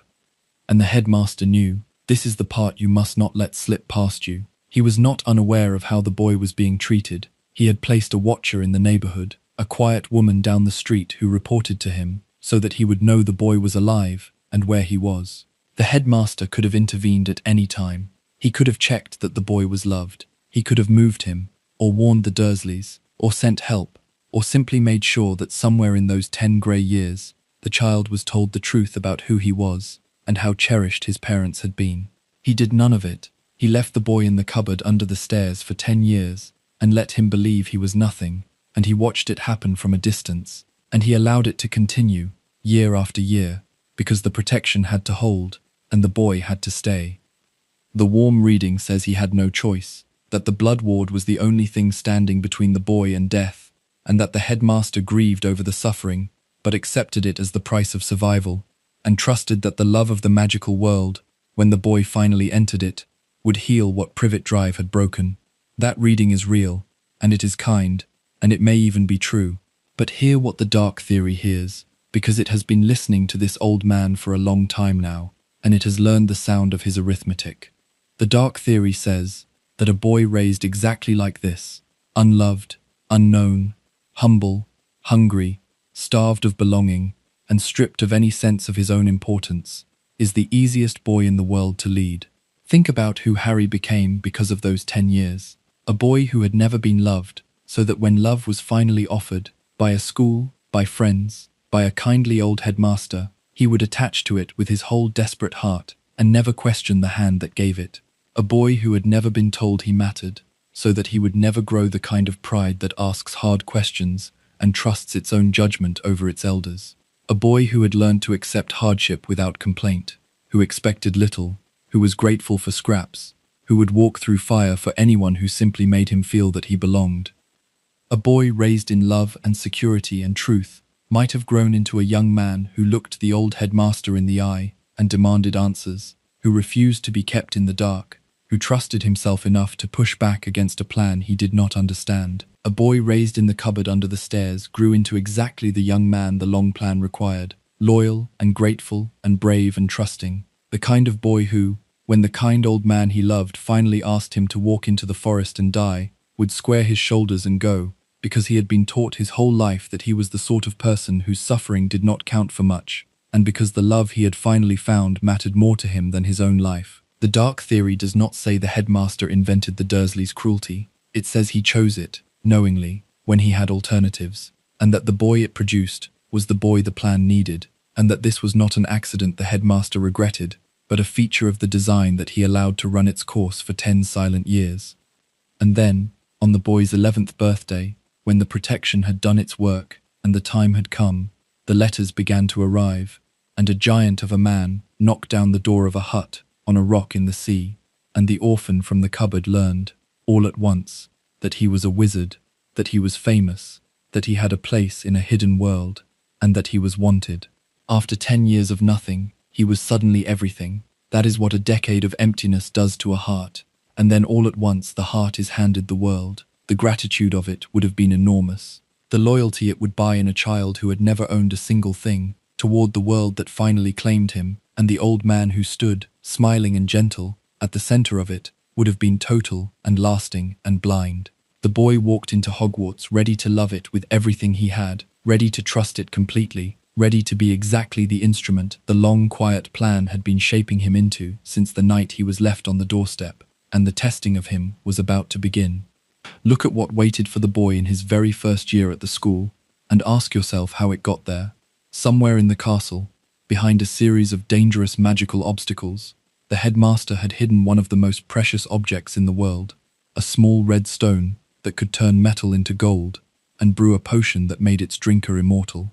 It had belonged to an ancient friend of the headmaster's, and it was in danger because the broken remnant of the Dark Lord wanted it to make himself a body again. And so the headmaster, of all the places in the world he could have hidden it, of all the vaults and fortresses and secret rooms available to the greatest wizard alive, chose to hide it inside a school full of children. He brought the most sought-after object in the wizarding world into the same building where 11-year-olds were learning to levitate feathers, and he set a chain of obstacles in front of it, and then he waited to see what would happen.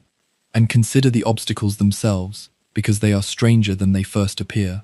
A 3-headed dog that could be put to sleep with a little music, a deadly plant that a first year had just been taught how to handle in class, a flock of flying keys and a single broomstick to catch the right one with, a task perfect for a boy who happened to be the most gifted young flyer the school had seen in a generation, a giant game of chess, the kind a clever child and his clever friends could win, a logic puzzle written in riddling verse, solvable by a patient and careful mind, and at the very end, after all of that, a magical mirror that would only surrender the stone to a person who wanted to find it, but did not want to use it for themselves, a person of pure and selfless heart.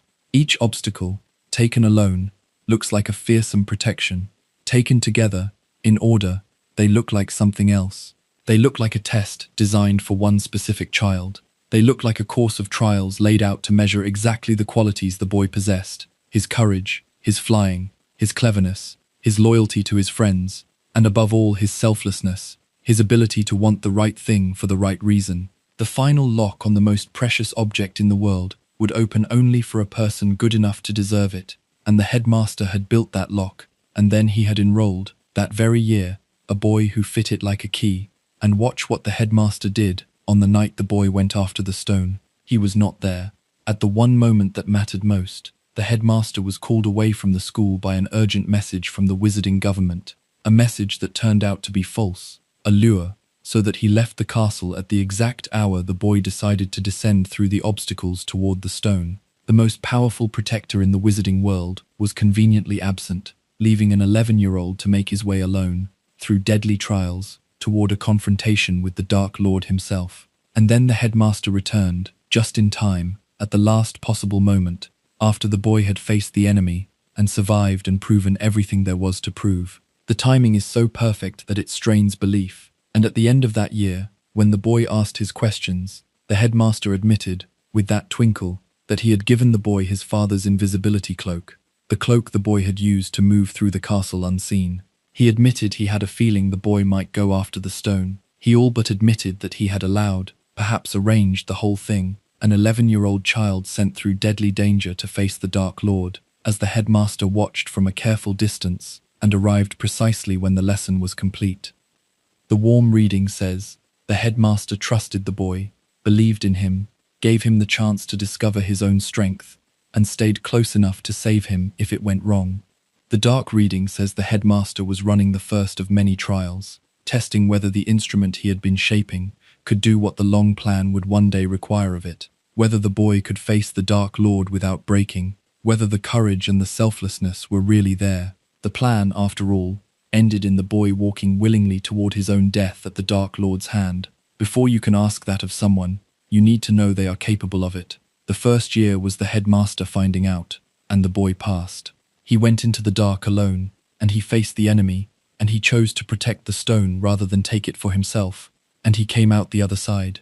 The instrument worked. The headmaster had his answer, and he kept it, like all his answers, behind the twinkle and the kindly words.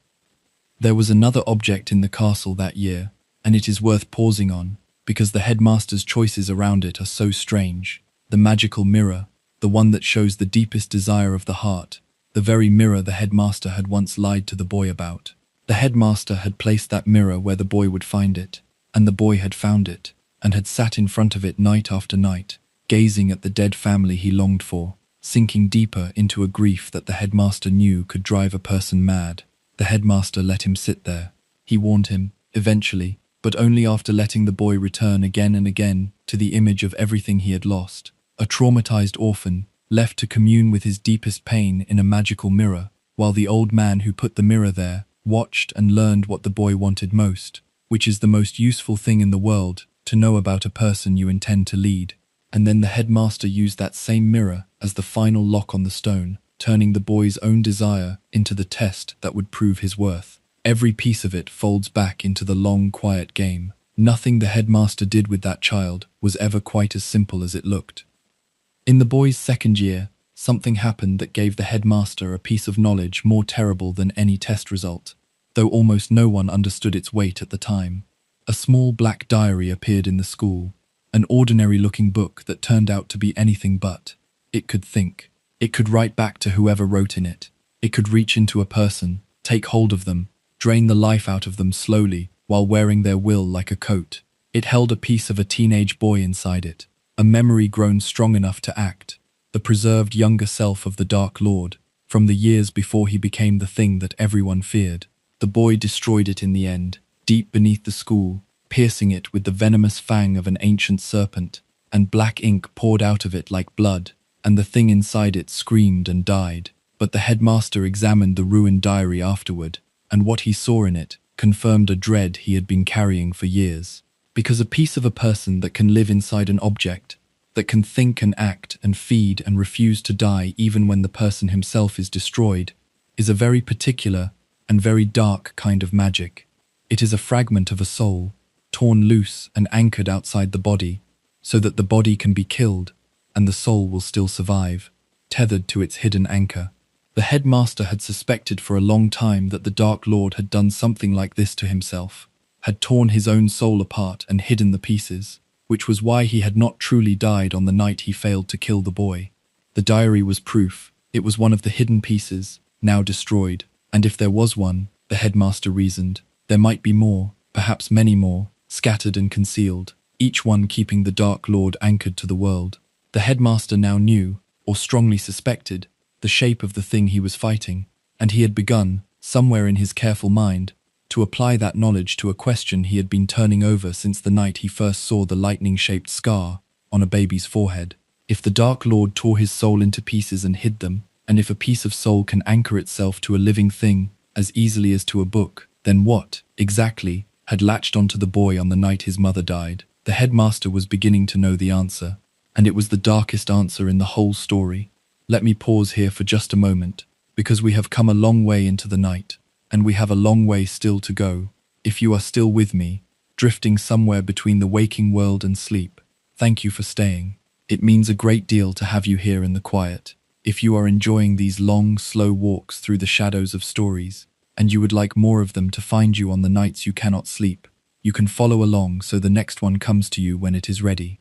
And if a particular part of tonight's story has stayed with you, the boy on the doorstep, the summer that broke a family, the lie about the socks, leave a word about it below, and I will read it.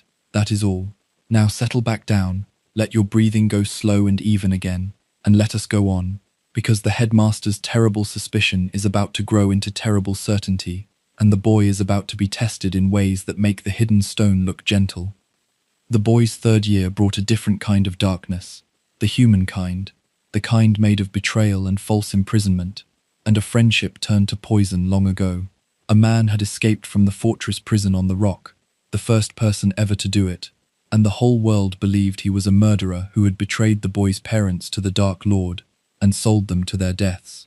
His name was Sirius Black, and he was the boy's godfather, and he was innocent. The real traitor had been someone else all along, a small, cowardly man who had faked his own death and hidden for 12 years in the most pathetic disguise imaginable, while an innocent man rotted in the worst prison in the world for a crime that coward had committed. When the truth finally came out, in a screaming shack at the edge of the village, it came out too late and too tangled for the law to fix in time, and the innocent man was about to be given a fate worse than death, his soul sucked out of his body by the guards of the prison. And the headmaster, who could not openly overrule the law, arranged a rescue anyway, without a word, through the boy and his clever friend, using a forbidden magic that turned back time itself by a few hours, so that the children could undo a death that had already happened. The headmaster did not perform the rescue. He arranged for the children to perform it, gave them the means and the hint and the few words they needed, and then stepped back and let them save 2 lives, while he maintained, in public, the appearance of a man whose hands were tied. It is a small thing next to everything else, but notice the pattern in it, the same pattern as the hidden stone. The headmaster does not act directly. He positions the children, hands them the tool, and lets them carry out the plan, so that what happens looks like their courage and their choice, when underneath it, the old man has arranged the entire outcome in advance. He is always one step back from the thing he has caused. He is always, somehow, not quite the one whose hand is on it. That year the boy also learned to fight off the guards of the prison, the creatures that feed on despair, by summoning a guardian made of light, a shining silver shape that drove the darkness back. And the shape his guardian took was a stag, a great silver stag, because that had been his father's form, the shape his father had worn when he transformed, and so the boy's protector wore the face of the father he had lost. Hold that image gently in the back of your mind as we go on. The silver stag, the protective animal that carries the love of the dead. It will return, much later, wearing a different but closely related shape, and when it does, it will break a man's secret open in front of the whole world. The headmaster knew about the stag. The headmaster, by then, knew about almost everything. The 4th year is where the dark theory finds one of its sharpest pieces of evidence, hidden inside the worst night of the boy's young life. A great tournament had come to the school, a dangerous contest between 3 champions, and through the scheming of an enemy hidden among the teachers, the boy was forced into it against his will, a 14-year-old made to compete in trials meant for of-age wizards.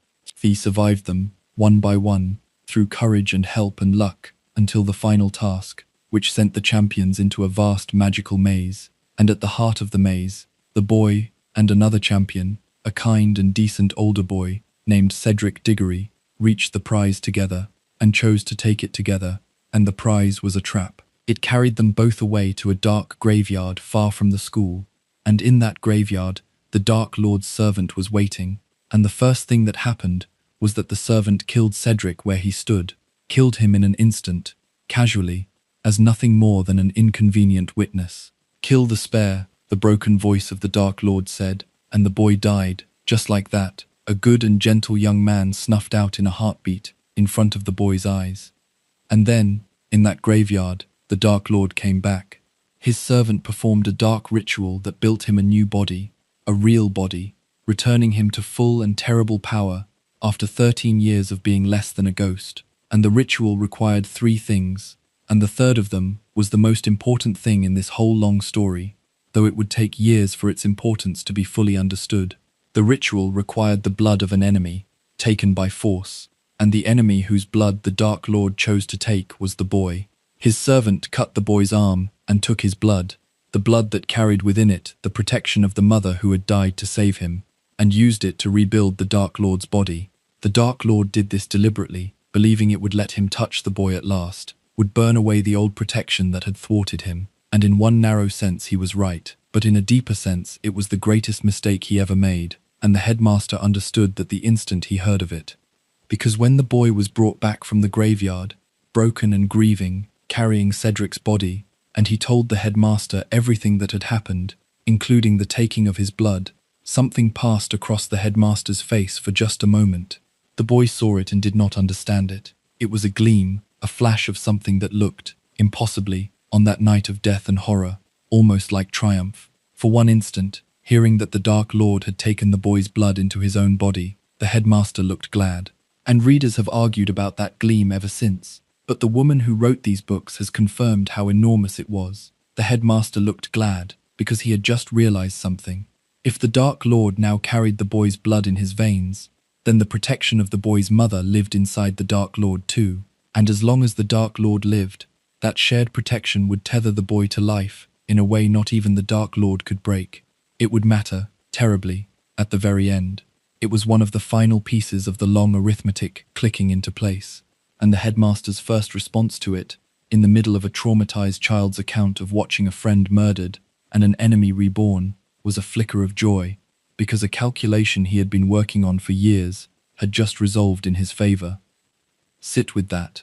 A boy of 14 stands before him, shaking, having just watched a kind young man killed in front of him, having just had his own blood cut out of his arm by the servant of the thing that murdered his parents, having just faced the Dark Lord himself and barely escaped with his life. And the most important emotion the headmaster feels in that moment, the thing that crosses his face before he can hide it, is not horror, and not grief, and not even fear.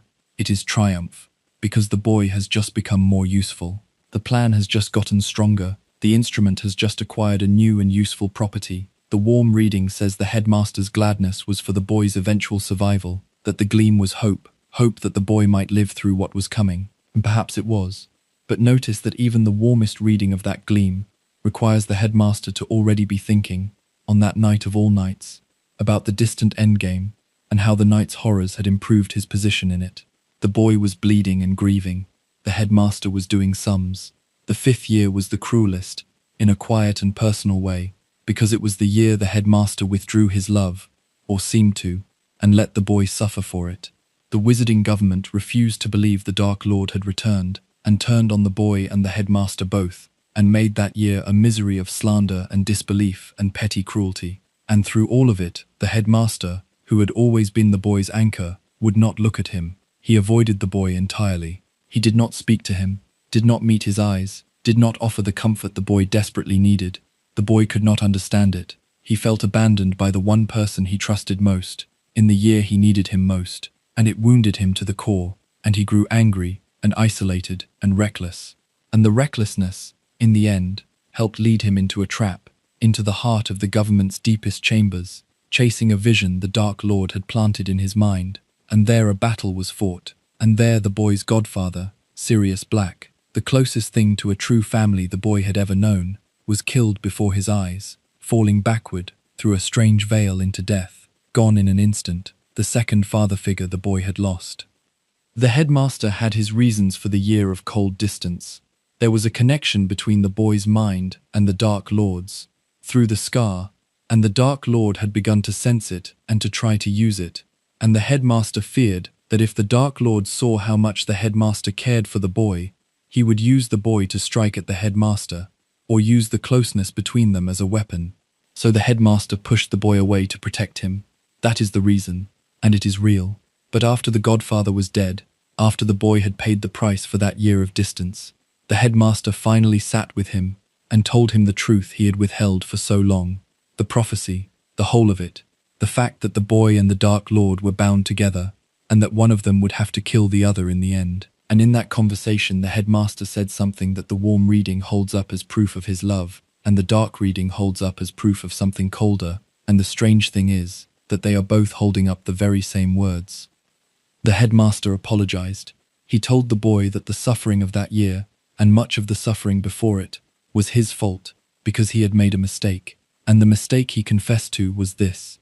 He said that he had cared about the boy too much. He said that he had come to care more for the boy's happiness than for the truth the boy needed to know, more for the boy's peace of mind than for his own plan, more for the boy's life than for the lives that might be lost if the plan failed, because the boy had been kept happy and ignorant instead of hardened and informed. He said it as a confession of weakness. He framed his own love for the boy as an error, an indulgence, a failure of discipline that had interfered with the plan and might cost lives. Hear it again, slowly, the way the dark theory hears it. He is not apologizing for having a plan that spends the boy. He is apologizing for letting his affection slow the plan down. The plan is the fixed thing, the proper thing, the thing he should have served. The love is the deviation, the lapse, the mistake. An old man, confessing his sins, and the sin he confesses is that he loved the child too much to run the arithmetic cleanly. That is either the most human thing he ever said, or the most chilling, and the books will not tell you which, and neither will she. Rest now. The boy has lost two fathers, and learned he is fated to kill, or be killed, and the headmaster has 1 year left to live, and a great deal of arranging still to do, and a death of his own already written and waiting. The boy's 6th year was the year the headmaster finally drew him close, and on the surface it looked like everything the boy had ever wanted from him.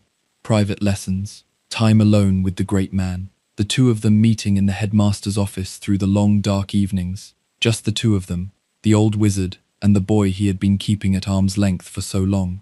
After years of distance, the boy was finally being let in. But notice what the lessons actually were, because they were not lessons in magic. The headmaster did not teach the boy spells, or dueling, or how to fight. He sat the boy down in front of a basin of swirling silver memory and walked him, evening after evening, through the entire life story of the enemy. The childhood of the boy who would become the Dark Lord, the orphanage, the slow curdling of a clever frightened child into something monstrous, the discovery of how to tear a soul apart and hide the pieces. The headmaster was not strengthening the boy's arm. He was filling the boy's mind, pouring into him everything he himself knew about the Dark Lord's past and the Dark Lord's soul, so that the boy would understand the enemy completely. He was downloading a lifetime of secret knowledge into the one person who would need it after he was gone. He was preparing the instrument for the work it would have to do without him. And since this knowledge is the thing the headmaster spent that final year pouring into the boy, let me give you a little of it too, softly, because it is its own dark and quiet story. The Dark Lord had not always been the Dark Lord. He had been a baby once, born in the cold, in a London orphanage, on a snowy winter evening, to a mother who died within the hour of bringing him into the world. His mother had been the last descendant of an ancient and broken wizarding family, a poor and downtrodden young woman who had grown up in squalor, with a cruel father and a crueler brother, the last withered remnants of a line that had once been proud and was now reduced to madness and filth in a falling-down shack. She had loved a handsome young man from the village nearby, an ordinary man with no magic in him at all, and she had won him, it is strongly hinted, not by any true affection he felt, but by magic, by a potion that counterfeits love, brewing devotion in a heart that would never have given it freely. And when she could no longer bear to keep him enchanted, when she let the potion lapse and hoped he might have come to love her for real by then, He woke as if from a dream, and looked at her with horror, and left her, alone, and pregnant, and penniless, and she made her way to the city, and died there giving birth, having just enough time to name the child before she was gone.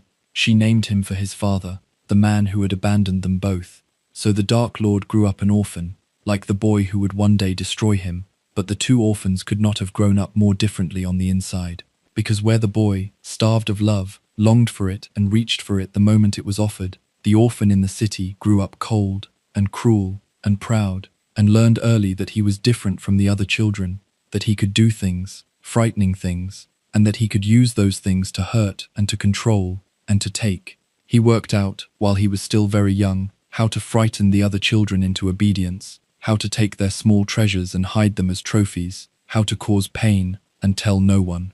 When the headmaster, then a teacher, first came to that orphanage to tell the strange cold boy that he was a wizard and had a place at the school, the boy did not respond with wonder or gratitude. He responded with hunger and with calculation and with a careful hidden delight at learning that his cruelty had a name and a kingdom waiting for it.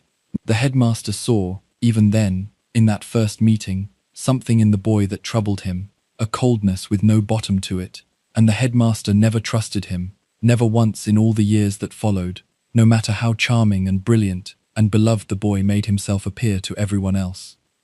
And the boy was brilliant, and he was charming, when he wanted to be, charming to teachers and to the important and the useful, while underneath he gathered followers and worked his cruelties in secret.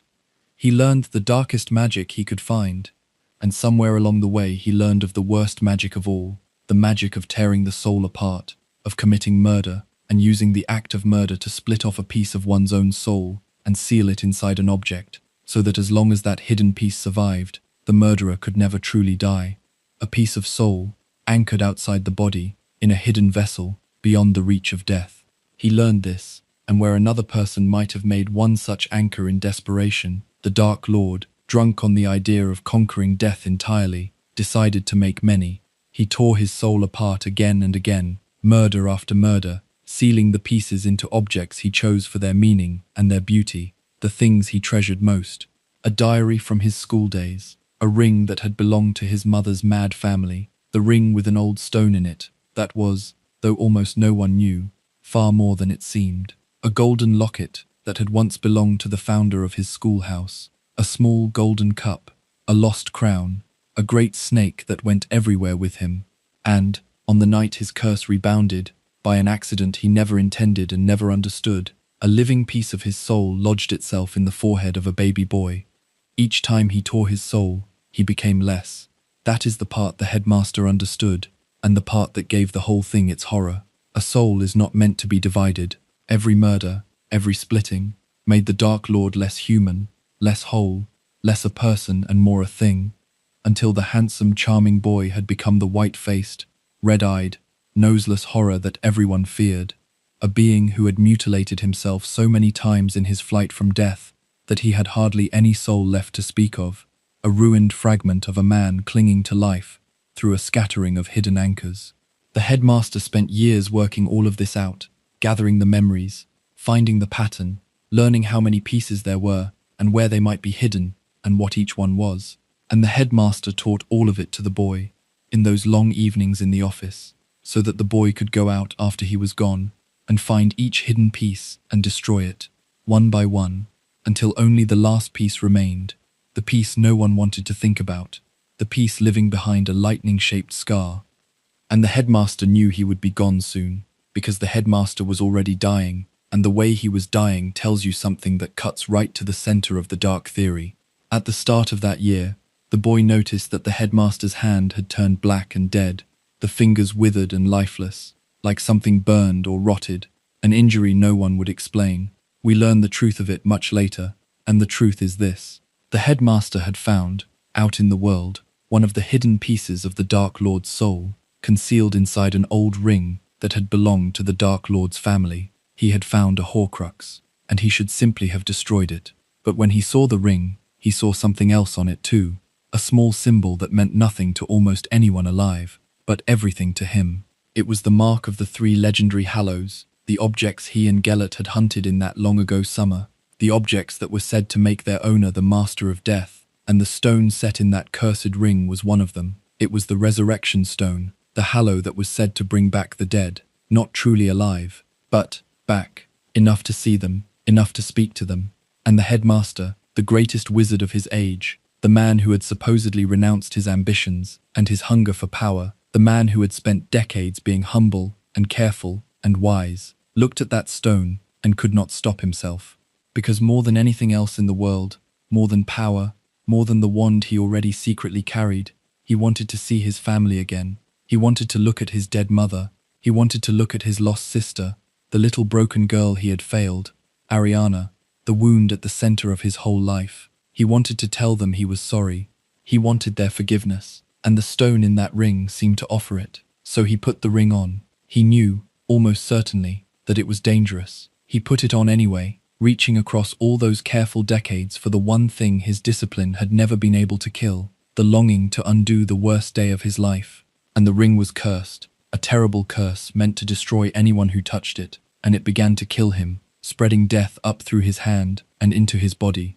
And only the quick and clever work of Severus Snape managed to trap the curse in the one dead hand and buy the headmaster a single final year of life.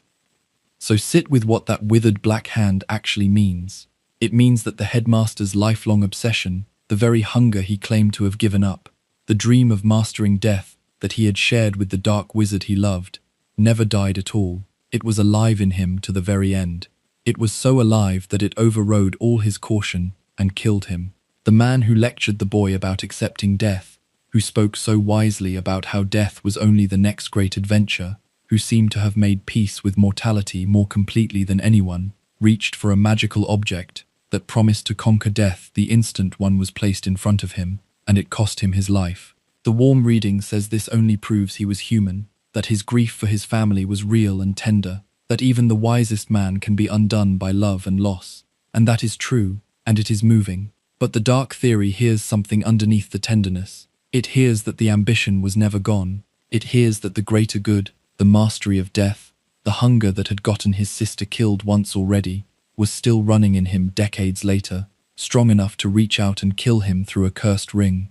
A man whose deepest desire is still, at the end of his life, to conquer death and rewrite the past, is not a man who has truly let go of anything. He has only learned to hide what he is reaching for. That same year, the headmaster took the boy far across the country to find another piece of the Dark Lord's soul, hidden in a cave by the sea. And what happened in that cave shows you, more plainly than almost anything, the thing the headmaster was willing to do to the boy, and the thing he was willing to make the boy do to him. To reach the hidden soul piece, the headmaster had to drink a potion designed to cause unbearable suffering, to fill the drinker with despair and terror and the worst memories of his life, and make him beg for it to stop. And the headmaster could not drink it himself while keeping his own resolve. So he made the boy promise, beforehand, that no matter what happened, no matter how the headmaster screamed or pleaded or wept, the boy would force him to keep drinking until the goblet was empty. And then the headmaster drank, and he broke, and the great wise old man wept and shook and begged like a frightened child, reliving some horror that was almost certainly the death of his sister, crying out, "Do not hurt them, it is my fault, hurt me instead." And the boy, 16 years old, had to stand over the man he loved most and force poison down his throat, goblet after goblet, while the old man screamed, because he had promised, because the headmaster had made him promise. A child, made to torture his dying mentor, because the plan required the soul piece, and the headmaster had decided the boy was strong enough to be used this way.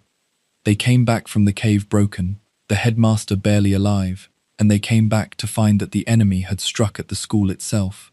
The dark mark hung in the sky over the castle. Servants of the Dark Lord had gotten inside, led there by a frightened boy named Draco Malfoy, who had been given a task by the Dark Lord that was really a punishment, an order to murder the headmaster, an order designed to either kill the old man or destroy the boy's soul in the trying, or both.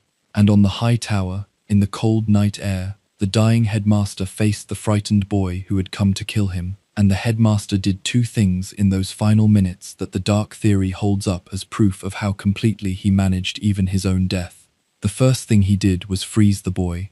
Harry was there, on the tower, hidden under his invisibility cloak, and the headmaster, with the last of his strength, cast a spell to hold the boy still and silent and invisible, so that he could not intervene, could not be seen, could not interfere with what was about to happen. The headmaster made sure, even as he died, that his instrument was protected and out of the way, and the second thing he did was die exactly the way he had planned to, because the headmaster had known for a year that he was dying, and he had arranged, in advance, the manner of his own death. He had asked Severus Snape to be the one to kill him, not to save him, to kill him, so that the frightened boy Draco would not have to become a murderer and shatter his own soul, so that Snape, by killing the headmaster, would prove his loyalty to the Dark Lord beyond all doubt and rise to the Dark Lord's right hand, perfectly placed to protect the school and the children and to deliver, at the final hour, the last secret the boy would need. The headmaster had planned his own murder as a move on the board, calculated to accomplish 3 things at once, and he had bound his most loyal servant to carry it out. So when the boy, frozen and hidden, watched Snape raise his wand and heard the headmaster say the words, "Severus, please," the boy thought he was hearing the old man beg for his life. He was not. He was hearing the old man call in a debt, asking his servant to do the terrible promised thing. "Please, do it now. Do not fail me at the end." And Snape did it. He killed the only man who knew he was not truly a traitor, killed him on the headmaster's own orders, and took upon himself the role of the most hated man in the wizarding world. All as part of a plan the headmaster had arranged. The boy watched the man he trusted most die at the hand of the man he hated most, and he understood none of what he had really seen, because the headmaster had kept it from him, the way he kept everything from him, parceled out to be revealed only at the moment it would do the most good. And here is the secret the headmaster kept longest of all, the one he carried past his own death. Through all of it, through the lessons and the cave and the careful preparation of the boy for the hunt to come, the headmaster never told the boy the most important truth. He never told the boy that the boy himself was the final hidden piece, that a shred of the Dark Lord's soul lived inside him, that the boy would have to die for the Dark Lord to be destroyed. He knew it. He had known it for years. And he chose not to tell the boy, but to arrange instead for the truth to be delivered later, after his own death, through the memories of Severus Snape. At the precise moment, the plan required the boy to walk to his death. The headmaster spent the boy's whole life preparing him to die, and never once said the word, and arranged for someone else to say it for him after he was safely gone. That is the secret at the very bottom of the well, and we are almost ready to look straight at it. Rest now. The next thing we will see is the moment the mask comes off completely, in a dying man's memories, where the headmaster says, in his own voice, the thing that turns this whole theory from a suspicion into something a great deal harder to wave away. After the headmaster was dead, the boy went on the run, hunting the hidden pieces of the Dark Lord's soul, carrying the mission the headmaster had left him, and almost none of the truth behind it. It took most of a year, and a war, and many losses, before the last secrets finally came to him. And when they came in the form of memories, silver strands of a dying man's recollections, given to the boy in the final hour by Severus Snape, the man the whole world believed was a traitor and a murderer. Snape was dying when he gave them. He had been struck down by the Dark Lord he had deceived for so long, bleeding out on the floor of a filthy shack, and with the last of himself, he pulled the memories from his own mind and pressed them on the boy, and told the boy to take them, to look, to understand at last. And the boy carried those memories to the headmaster's old office, and poured them into the basin of swirling silver, and fell down into them, and finally, saw the truth of everything. He saw that Snape had loved his mother since they were children. He saw that every cruel thing Snape had ever done to him had been laid over a grief so old and so deep that it had organized the man's entire life. He saw that Snape had switched sides out of love, and served the headmaster out of love, and protected the boy out of love, all of it for a dead woman who had never loved him back. And in the middle of all those memories, the boy saw one conversation that changed how he understood his entire life. It was a memory of Snape and the headmaster, alone, in the headmaster's office, sometime in the years the boy had been growing up. And in it, the headmaster was explaining the thing he had kept from everyone, the thing at the bottom of the well. He was explaining that on the night the Dark Lord failed to kill the boy, A piece of the Dark Lord's torn soul had broken away and latched onto the only living thing in the room, the baby. He was explaining that the boy had been a hidden anchor of the Dark Lord's soul all his life, without knowing it, that the connection between them, the scar, the strange shared dreams, all of it came from this fragment of dark soul living inside the boy, and he was explaining what it meant. It meant that the Dark Lord could not truly die while that fragment survived. It meant that the fragment had to be destroyed, and it meant that the fragment could not be destroyed while the boy lived to shelter it. The boy would have to die. At the right moment, in the right way, the boy would have to let the Dark Lord strike him down, so that the piece of dark soul he carried would die with the blow, and the Dark Lord would finally be mortal and could finally be killed. And Snape, in the memory, listened to all of this, and then he said the words that the boy would never forget, and that readers have never forgotten either. He looked at the headmaster, the man he had served and trusted and bled for, and he understood, all at once, what every year of protecting the boy had really been for, and he said it as an accusation, low and horrified. You have kept him alive so that he can die at the right moment. Not protected him, kept him alive, the way you keep a thing alive that you mean to use, the way you tend something you are saving for a particular purpose. All the shelter, all the care, all the careful arrangements across all those years, and the point of them had never been to save the boy. The point had been to keep the boy in good condition until the moment came to spend him. The headmaster did not deny it. That is the part you must hold on to. He did not say, "No, Severus, you misunderstand. I have come to love the boy, and I am trying to find another way." He did not flinch from the accusation. He accepted it as simply true, because it was true, and then he turned the conversation, in his calm and reasonable voice, toward the question of how it should be managed, how the boy should be told, or not told, and when. The plan was the plan. The boy would die because the boy had to die. The only open questions were the logistics, and Snape, who had spent 16 years believing he was helping to save the son of the woman he loved, sat there in the wreckage of that belief, and the horror of it was almost too much for him. And then Snape said another thing, a quieter thing, that breaks your heart in a different way. The headmaster had been talking about all the people who had died and would die in this war, talking about death the way he always talked about it, with a kind of distant philosophical calm, and he asked Snape, almost gently, how many people Snape had watched die, and Snape said, lately, only those he could not save. Think about what is buried in that answer.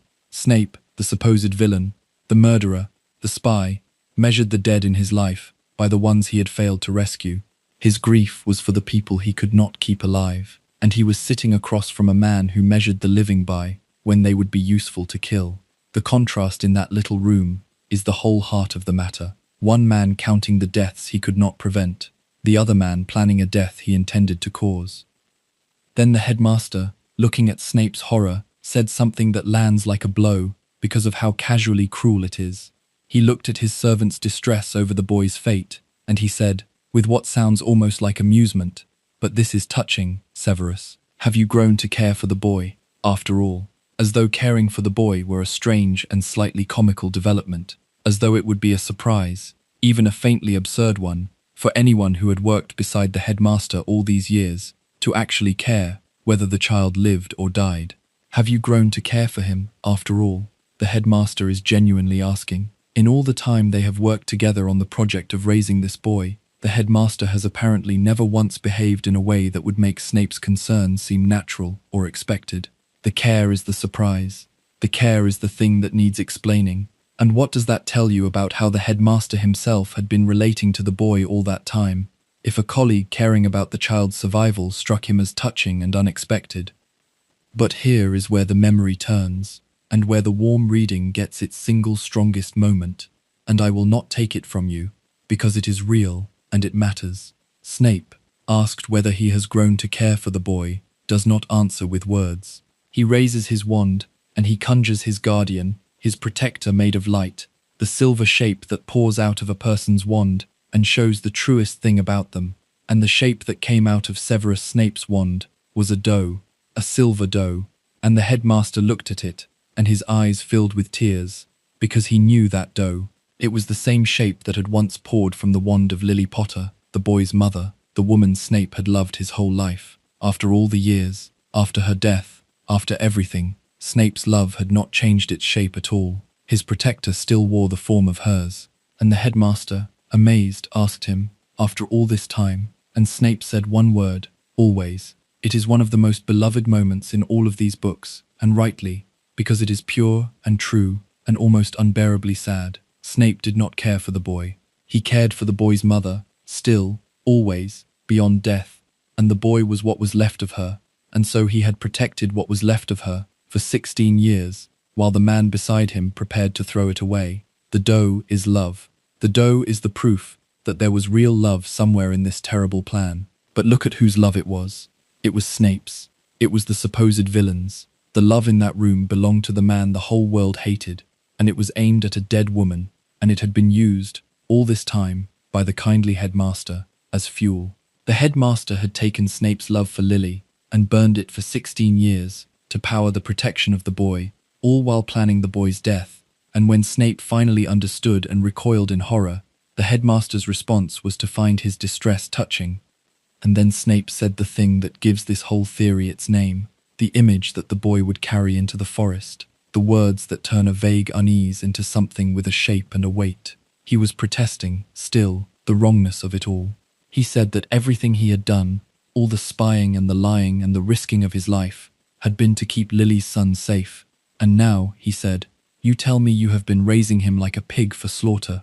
A pig for slaughter. An animal fattened and tended and kept healthy and safe, not out of any love for the animal, but because the day is coming when it will be killed, and a well-kept animal is worth more on that day than a neglected one. That is what Snape accused the headmaster of doing to the boy, raising him like a pig for slaughter. And the headmaster, once again, did not deny the picture. He did not say it was unfair. He moved past it, back to the calm business of how and when. Rest now, and hold that image as gently as you can, because it is a hard one. A pig for slaughter, the kindest face in the story, raising a child like livestock for the day of the knife. The boy was about to learn that this was what he had been, and what he did with that knowledge is the bravest and saddest thing in the whole story.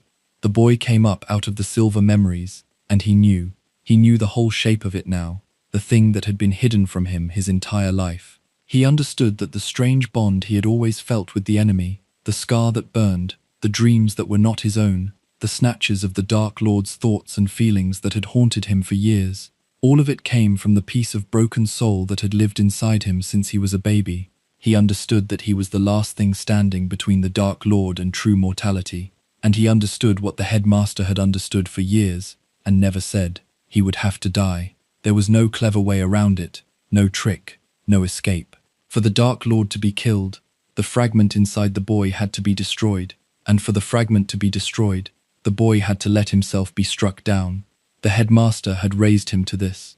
The whole of his life had been pointed at this single moment, and he had reached it, and now he had to choose whether to do the thing he had been shaped for. And the boy chose to do it. That is the thing that no theory, warm or dark, can take away from him. Whatever the headmaster had done in arranging the boy's death, the boy himself, at the final hour, understood the truth and walked toward that death of his own free will, to save the people he loved, to end the war, to stop the dying. He did not have to. He could have run. He could have refused, could have tried to fight his way clear, could have spent the soul fragment's protection on his own survival and let others face the Dark Lord. He did none of that. A young man of 17 who had been lied to his whole life and used his whole life and starved of love his whole life, understood at last exactly how thoroughly he had been used, and chose to be used anyway, because the using would save everyone else. He decided to walk out into the dark forest where the Dark Lord waited, and to let the Dark Lord kill him, and to die. And he told no one. He did not say goodbye to the friends who would have stopped him. He simply began to walk, alone, toward the place where his death was waiting, carrying the secret of where he was going, the same way the headmaster had carried his secrets, alone and silent and resolved. And as the boy walked toward his death, the headmaster reached out from beyond his own grave and arranged the boy's final comfort, because of course he had. Of course even this had been planned. Months before, when the headmaster died, he had left the boy a strange small gift in his will, the first tiny golden ball the boy had ever caught in a game as a child, a winged ball called a snitch, and the headmaster had left a riddle with it. The ball bore words written on it in his hand, words that made no sense at the time. I open at the close. For a year the boy had carried that little golden ball and could not make it open, and could not understand what the riddle meant. And now, walking toward his death through the dark grounds, the boy finally understood. The close meant this. The close meant the end. The close meant the moment he walked to die. And so the boy lifted the little golden ball to his lips, and he spoke the truest words he had, the words that were the password the headmaster had built into it. I am about to die. And the ball opened. It split in his hand, and inside it was a small black stone, cracked down the middle, and the boy knew it at once, because he had seen its symbol before and learned its story. It was the resurrection stone, the same stone that had been set in the cursed ring, the same stone that had killed the headmaster when he reached for his dead family, one of the three hallows, the legend that was said to call back the dead. The headmaster had taken the stone from the ring before he died, and he had hidden it inside the boy's first snitch, and he had enchanted the snitch to open only when the boy accepted that he was about to die. He had timed the gift, across months, across his own death, to fall into the boy's hands at the exact moment the boy walked toward the forest, so that the boy could use the stone to bring back the people he had loved and lost, and not have to walk to his death alone. And the boy turned the stone over in his hand 3 times, and they came, not truly alive, not solid, something between memory and ghost, but real enough to walk beside him, and speak to him, and look at him with love. His mother Lily, the woman who had died with her arms spread in front of his crib, his father James, young and brave, his godfather Sirius, who had fallen through the veil, and the kind teacher Remus, who had died in the same battle that was raging now. They gathered around the boy in the dark, the dead who had loved him, and they walked with him toward the forest, and they told him it did not hurt, that dying was quicker and easier than falling asleep, that they were proud of him, that they were part of him, that they would stay with him until the very end. And the boy, who had spent his whole life starving for exactly this, for parents, for family, for the simple presence of people who loved him, walked the last dark mile to his death, surrounded at last by the love he had never been given in life, and it gave him the strength to keep putting one foot in front of the other, all the way to the place where the Dark Lord waited to kill him. It is the most tender moment in the entire story, and it is, at the very same time, the most chilling, and you cannot separate the two, and that is the genius and the horror of it, because the headmaster gave the boy his dead family as an escort to his own execution. He arranged, with exquisite care, across months and across his own death, that the boy would receive exactly the comfort he needed to be able to die, at exactly the moment he needed it, so that the boy would not falter at the final step. Hold the 2 readings side by side one last time, here, at the edge of the forest, because this is where they press closest together. The warm reading says the headmaster loved the boy, and could not bear for him to die alone and afraid, and so he gave him, as his last gift, the company of the dead, to ease the unbearable thing the boy had to do, and that is beautiful. The dark reading says the headmaster, having raised the boy like a pig for slaughter, knew that even a well-prepared instrument might break at the final moment, might lose its nerve, might refuse to walk the last mile, and so he engineered a comfort precisely calibrated to keep the boy walking, to make sure the instrument did not fail at the one step that mattered most. And that is monstrous. And the unbearable truth is that both readings describe the very same act, the same gift, the same stone in the same snitch, time to open at the close, love and manipulation, folded so tightly together that no one, not the boy, not the reader, not the woman who wrote it, can fully pull them apart.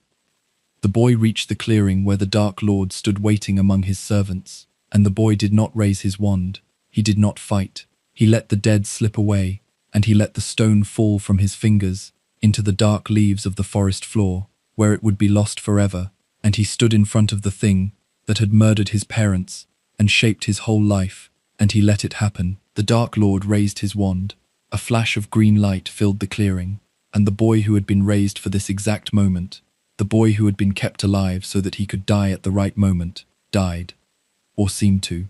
Because what happened next, in the strange white space the boy woke into, is where the last question of this whole theory finally comes due, the question the headmaster had gambled everything on, the question of whether the old man had known, all along, that the boy would not truly stay dead.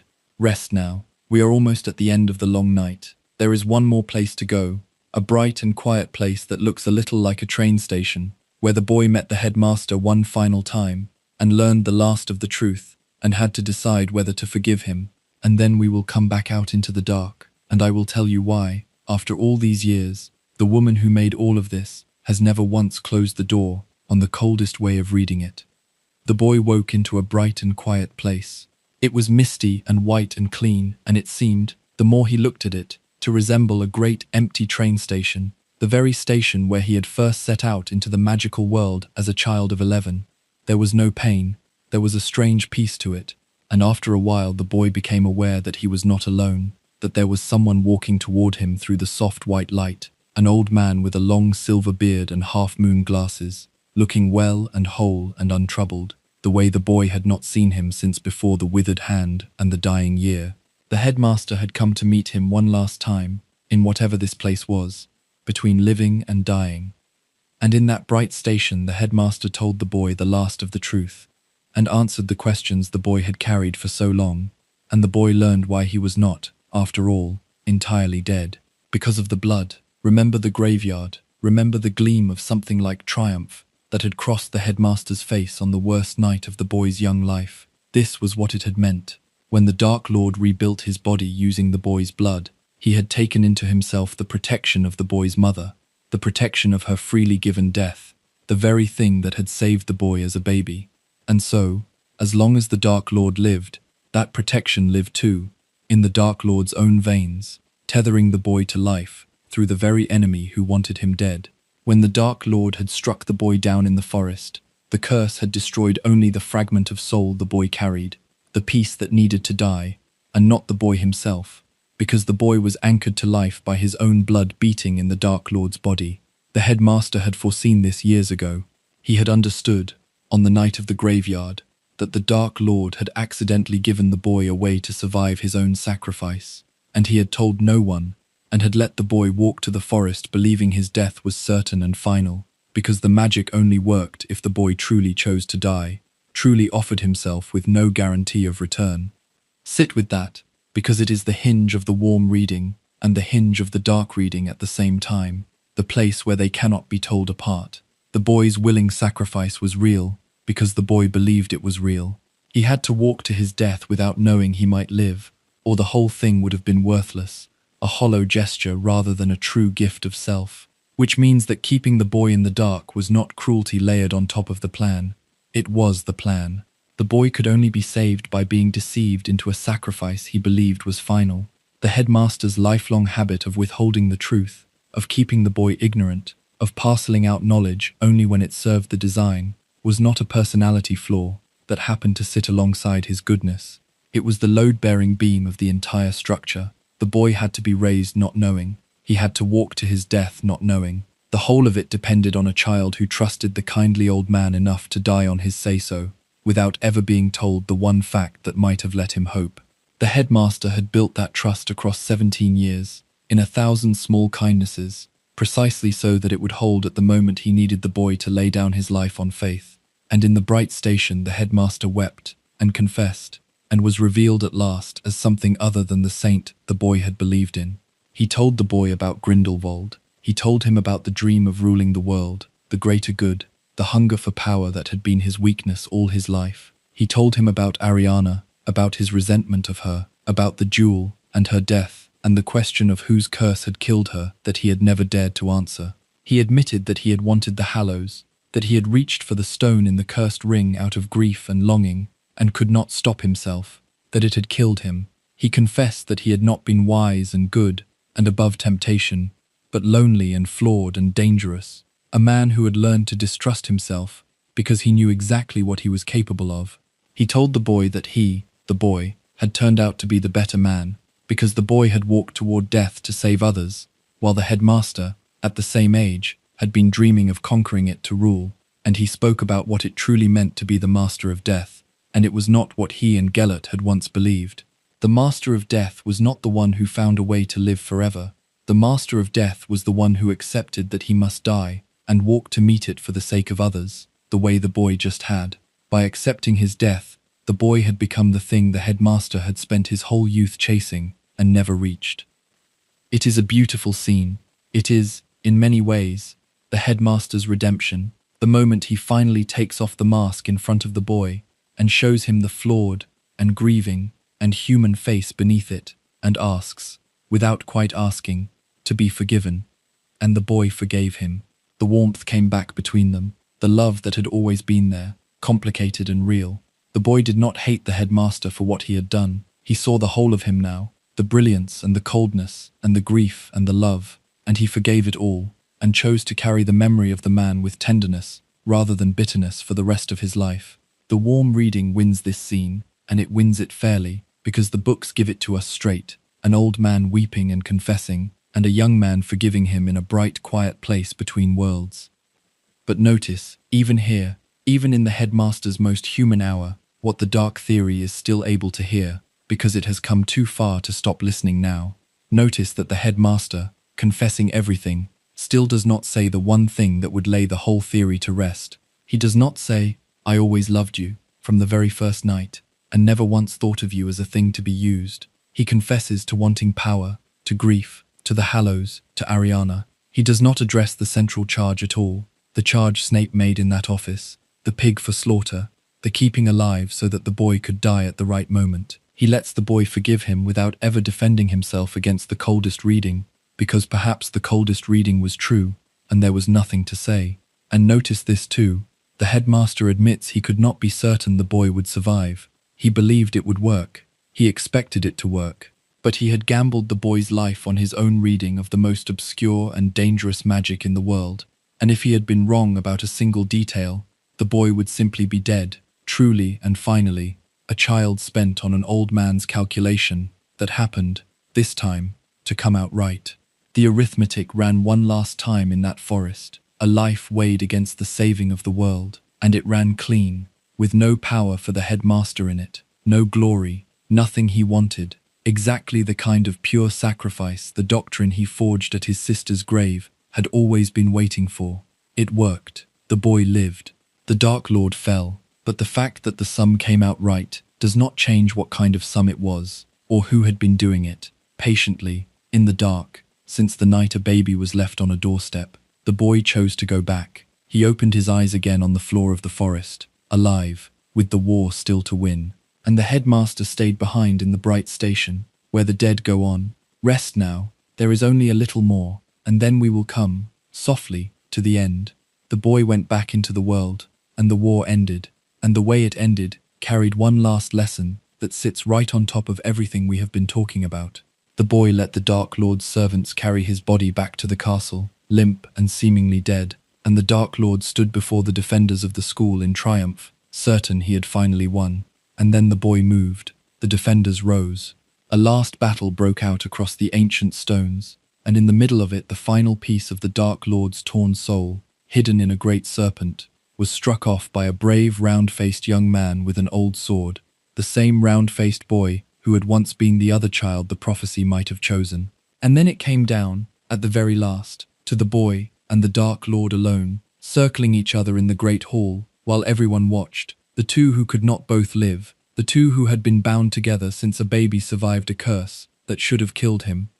And the boy won, and the way he won matters. He did not win by being stronger, or crueler, or more willing to kill. He won because of an old truth about the most powerful wand in the world, the wand the headmaster had carried in secret, the wand that had passed to the Dark Lord after the headmaster died. That wand, it turned out, had never truly belonged to the Dark Lord at all. Its loyalty, by the strange rules of such things, had passed first to the frightened boy who disarmed the headmaster on the tower, and then to the boy, our boy, who had later overpowered that frightened boy in a struggle at a dark manor. The most powerful wand in the world had secretly belonged to the boy for months without anyone knowing, and when the Dark Lord tried to use it to strike the boy down one final time, it would not kill its own true master, and the killing curse rebounded, and the Dark Lord fell, destroyed by his own hand at last, undone by the very protection, and the very ignorance, and the very strange turns of fate that the headmaster had been reading and arranging all along. And then the boy did the most telling thing of all. the thing that shows you how completely he had become the opposite of the men who had dreamed of ruling the world. He held, at that moment, the 3 legendary Hallows, or knew where each of them was. The most powerful wand in the world was his. The stone that called back the dead lay where he had dropped it in the forest. The cloak that hid its wearer from death itself had been his all along. For one moment the boy was, by the old legend, the master of death, holder of all 3 Hallows, exactly what the young headmaster and the dark wizard he loved had spent their youth dreaming of becoming, and the boy wanted none of it. He kept the humble cloak, the family heirloom, because it was his father's. He left the stone lost in the forest and resolved never to look for it, and the most powerful wand in the world, the death stick, the object soaked in centuries of murder and ambition, he intended to give back, to return to the headmaster's tomb, so that its power would die with him, broken, unwanted, finally at rest. The boy, holding the dream of every power-hungry wizard who had ever lived, set it down and walked away from it, because he had learned the thing the headmaster only understood at the very end, that the people who chase mastery over death are running from the one truth that makes a life mean anything, and that the only way to truly master death is to accept it and to value the people you love above your own forever. So the boy's whole victory was a rejection of the headmaster's whole philosophy. The headmaster had believed, all his life, in the greater good, in the spending of lesser things for greater ends, in arithmetic. The boy won by refusing arithmetic, by valuing a single life, his own, as something to be given freely rather than calculated, and by valuing the lives of others above any prize. The headmaster had reached for power over death, and it had killed him. The boy turned power over death down, and lived. The student surpassed the teacher by wanting less, not more. And in that contrast you can read the whole story's quiet verdict on the doctrine the headmaster never abandoned, because the saga lets the boy save the world by becoming everything the headmaster was not. And yet the headmaster's plan worked. That is the thing that will not stop being true, the thing that makes this theory so much harder to settle than a simple story of a villain unmasked. The Dark Lord was destroyed, the war was won, the wizarding world was saved, and countless lives with it, and it was saved because an old man had looked into the future, seen what had to happen, and arranged it, patiently, coldly, across decades, including the raising and the spending of a child. If the headmaster had not done all of it, if he had not left the boy with the unloving relatives to grow up humble and grateful, if he had not tested the boy and shaped the boy and kept the boy ignorant and prepared the boy's death down to the comfort of the dead walking him to the forest, the Dark Lord might have won, and the dark might have swallowed everything. The headmaster spent one child's childhood and gambled one child's life and saved the world. The sum came out right. And that, more than anything, is what makes the dark reading so unsettling, and so much darker than a story about an evil man would ever be. Because the headmaster was not evil, he was something stranger and more troubling than evil. He was a good man, by most measures, a man who loved, who grieved, who wept and confessed, and asked forgiveness, who gave his own life in the end for the cause he served. And he never stopped believing, underneath all of that goodness, that some lives could be weighed against a great enough purpose, and found light enough to spend. He believed it as a young man dreaming of ruling the world with the boy he loved. He believed it as an old man, arranging a child's death for the saving of that same world. The catastrophe at his sister's grave did not burn the belief out of him. It only taught him to purify it, to strip away his own ambition so that the spending would be clean, and then to act on it without the stain of personal hunger that had damned him the first time. And he was proven right. The world really was saved. The arithmetic really did add up. And being proven right is the most dangerous thing that can happen to an idea like that, because it is how the idea survives, how it passes from one generation to the next, how the greater good goes on justifying, forever, the spending of the small and the helpless for the dreams of the wise. The boy forgave him. We should hold on to that, because it is the boy's to give, and not ours to take away. Many years later, when the boy was a grown man with children of his own, he gave one of his sons 2 names, the names of 2 men he had decided to honor, and one of those names was the headmaster's. He named a child after the old man who had raised him like a pig for slaughter, because he had come to believe, in the end, that the old man had loved him after all, in his complicated and terrible way, and because forgiveness was the kind of person the boy had chosen to be. But notice that forgiveness is not the same as agreement. The boy forgave the headmaster. The boy did not become the headmaster. The boy spent the rest of his life valuing single lives over grand calculations, raising his own children in the love he had been denied, refusing the cold arithmetic that had shaped him. He forgave the man and rejected the doctrine, both at once, which may be the wisest thing anyone in the whole story ever managed. Rest now. There is one question left, the question the whole night has been circling, and it is the strangest of all, because it points away from the headmaster entirely, toward the woman who made him, and the door she has left standing open for all these years, and what it might mean that she has never once walked over and closed it. So we come, at the end of the long night, to the strangest part of all, which is the silence, because everything we have walked through tonight, every cold choice, and every withheld truth, and every life weighed against the greater good, all of it lives inside the books themselves. None of it is invented. The accusation in the office is on the page. The pig for slaughter is on the page. The gleam of triumph on the night of the graveyard is on the page. The lie about the socks, the unloving home chosen on purpose, the death arranged down to the comfort of the dead, walking the boy to the forest, all of it is written there, in the story as it was given to us. The dark reading is not something a few suspicious readers smuggled in from outside. It is built from the bricks the author herself laid down. And the author has spoken about the headmaster many times across the years since the books were finished. She has talked about him more than almost any other character she made. She has told us things the books only hinted at, that the love of his life was the dark wizard he jeweled, that his youth was darker and his hungers stronger than the gentle old man ever let on. She has called him flawed and lonely. She has agreed that he was a schemer, a man who played long games and moved people like pieces, a man closer to a cunning politician than to the kindly grandfather the boy believed in for so long. When readers have asked her about the darkness in him, she has not waved it away. She has leaned toward it, confirmed it, added to it, told us he was even more compromised than we thought. But here is the thing she has never done, across all those years and all those questions, and it is the absence at the very center of this whole theory. She has never once said the simple sentence that would end it. She has never said that the headmaster loved the boy from the very first night, and never thought of him as a thing to be used. She has never said that the pig for slaughter was an unfair accusation, a misunderstanding, a cruelty the books meant for us to reject. She has never written the scene, and never spoken the words in any interview, that would let the boy, or the reader, off the hook, that would let us close the book, certain that the kindly old man's kindness had always been real, all the way down. She had every chance. She has answered thousands of questions about that world, settled 1,000 smaller mysteries, told us what jobs the characters grew up to have, and what became of them in their later years. On this one question, the deepest and darkest question her whole saga raises, she has left the door standing open, and she has never walked across the room to close it. And I do not think that silence is an accident, because nothing in those books is an accident, and the author has shown us again and again how carefully she built every piece of them. I think the door is open on purpose.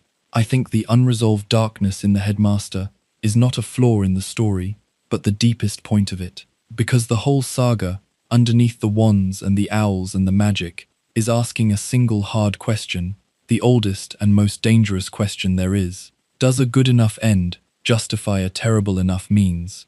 Can the greater good wash clean the spending of a small and innocent life? And a headmaster who was simply, cleanly good, who loved the boy purely, and did only what he had to with a breaking heart, would make that question vanish. There would be nothing left to wrestle with. The greater good would be safe again, comfortable again, a phrase you could say without flinching. But the author did not make him simply good. She made him a man who, by the book's own evidence, never stopped believing the most dangerous idea a person can believe, and who acted on it, and who was proven right.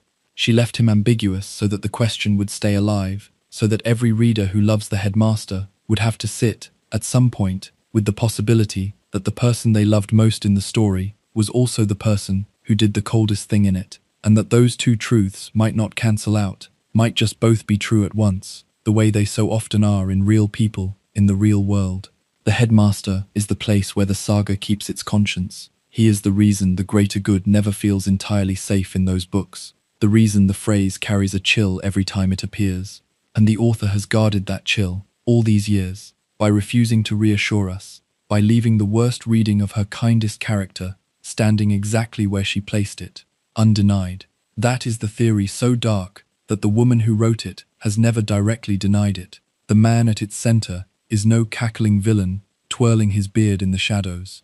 He is something stranger and quieter and far more troubling, a man who loved and grieved and meant well, and who still believed, to the very end, that a child could be raised like livestock and spent like a coin if the cause was grand enough, and who turned out to be right because it worked. And she has never told us he was wrong. She has only shown us a boy who forgave him and then chose, with his whole life, to believe something gentler instead. Let the heavy thoughts go now. You have carried them a long way through the dark, and you do not need to carry them any further tonight. The castle is still sleeping. The lake is still holding its cold and patient quiet. Somewhere in the story we have been walking through, the boy is grown and safe and surrounded by his own children, and the old man is at rest in his white marble tomb beside the water, and the long, terrible arithmetic is finished, and whatever it was, love or coldness or both at once, it is over, and the people it touched have been gone for 100 years, and none of it can reach you where you are. Before the night closes over you completely, let me say one last small and grateful thing, and then I will let you drift.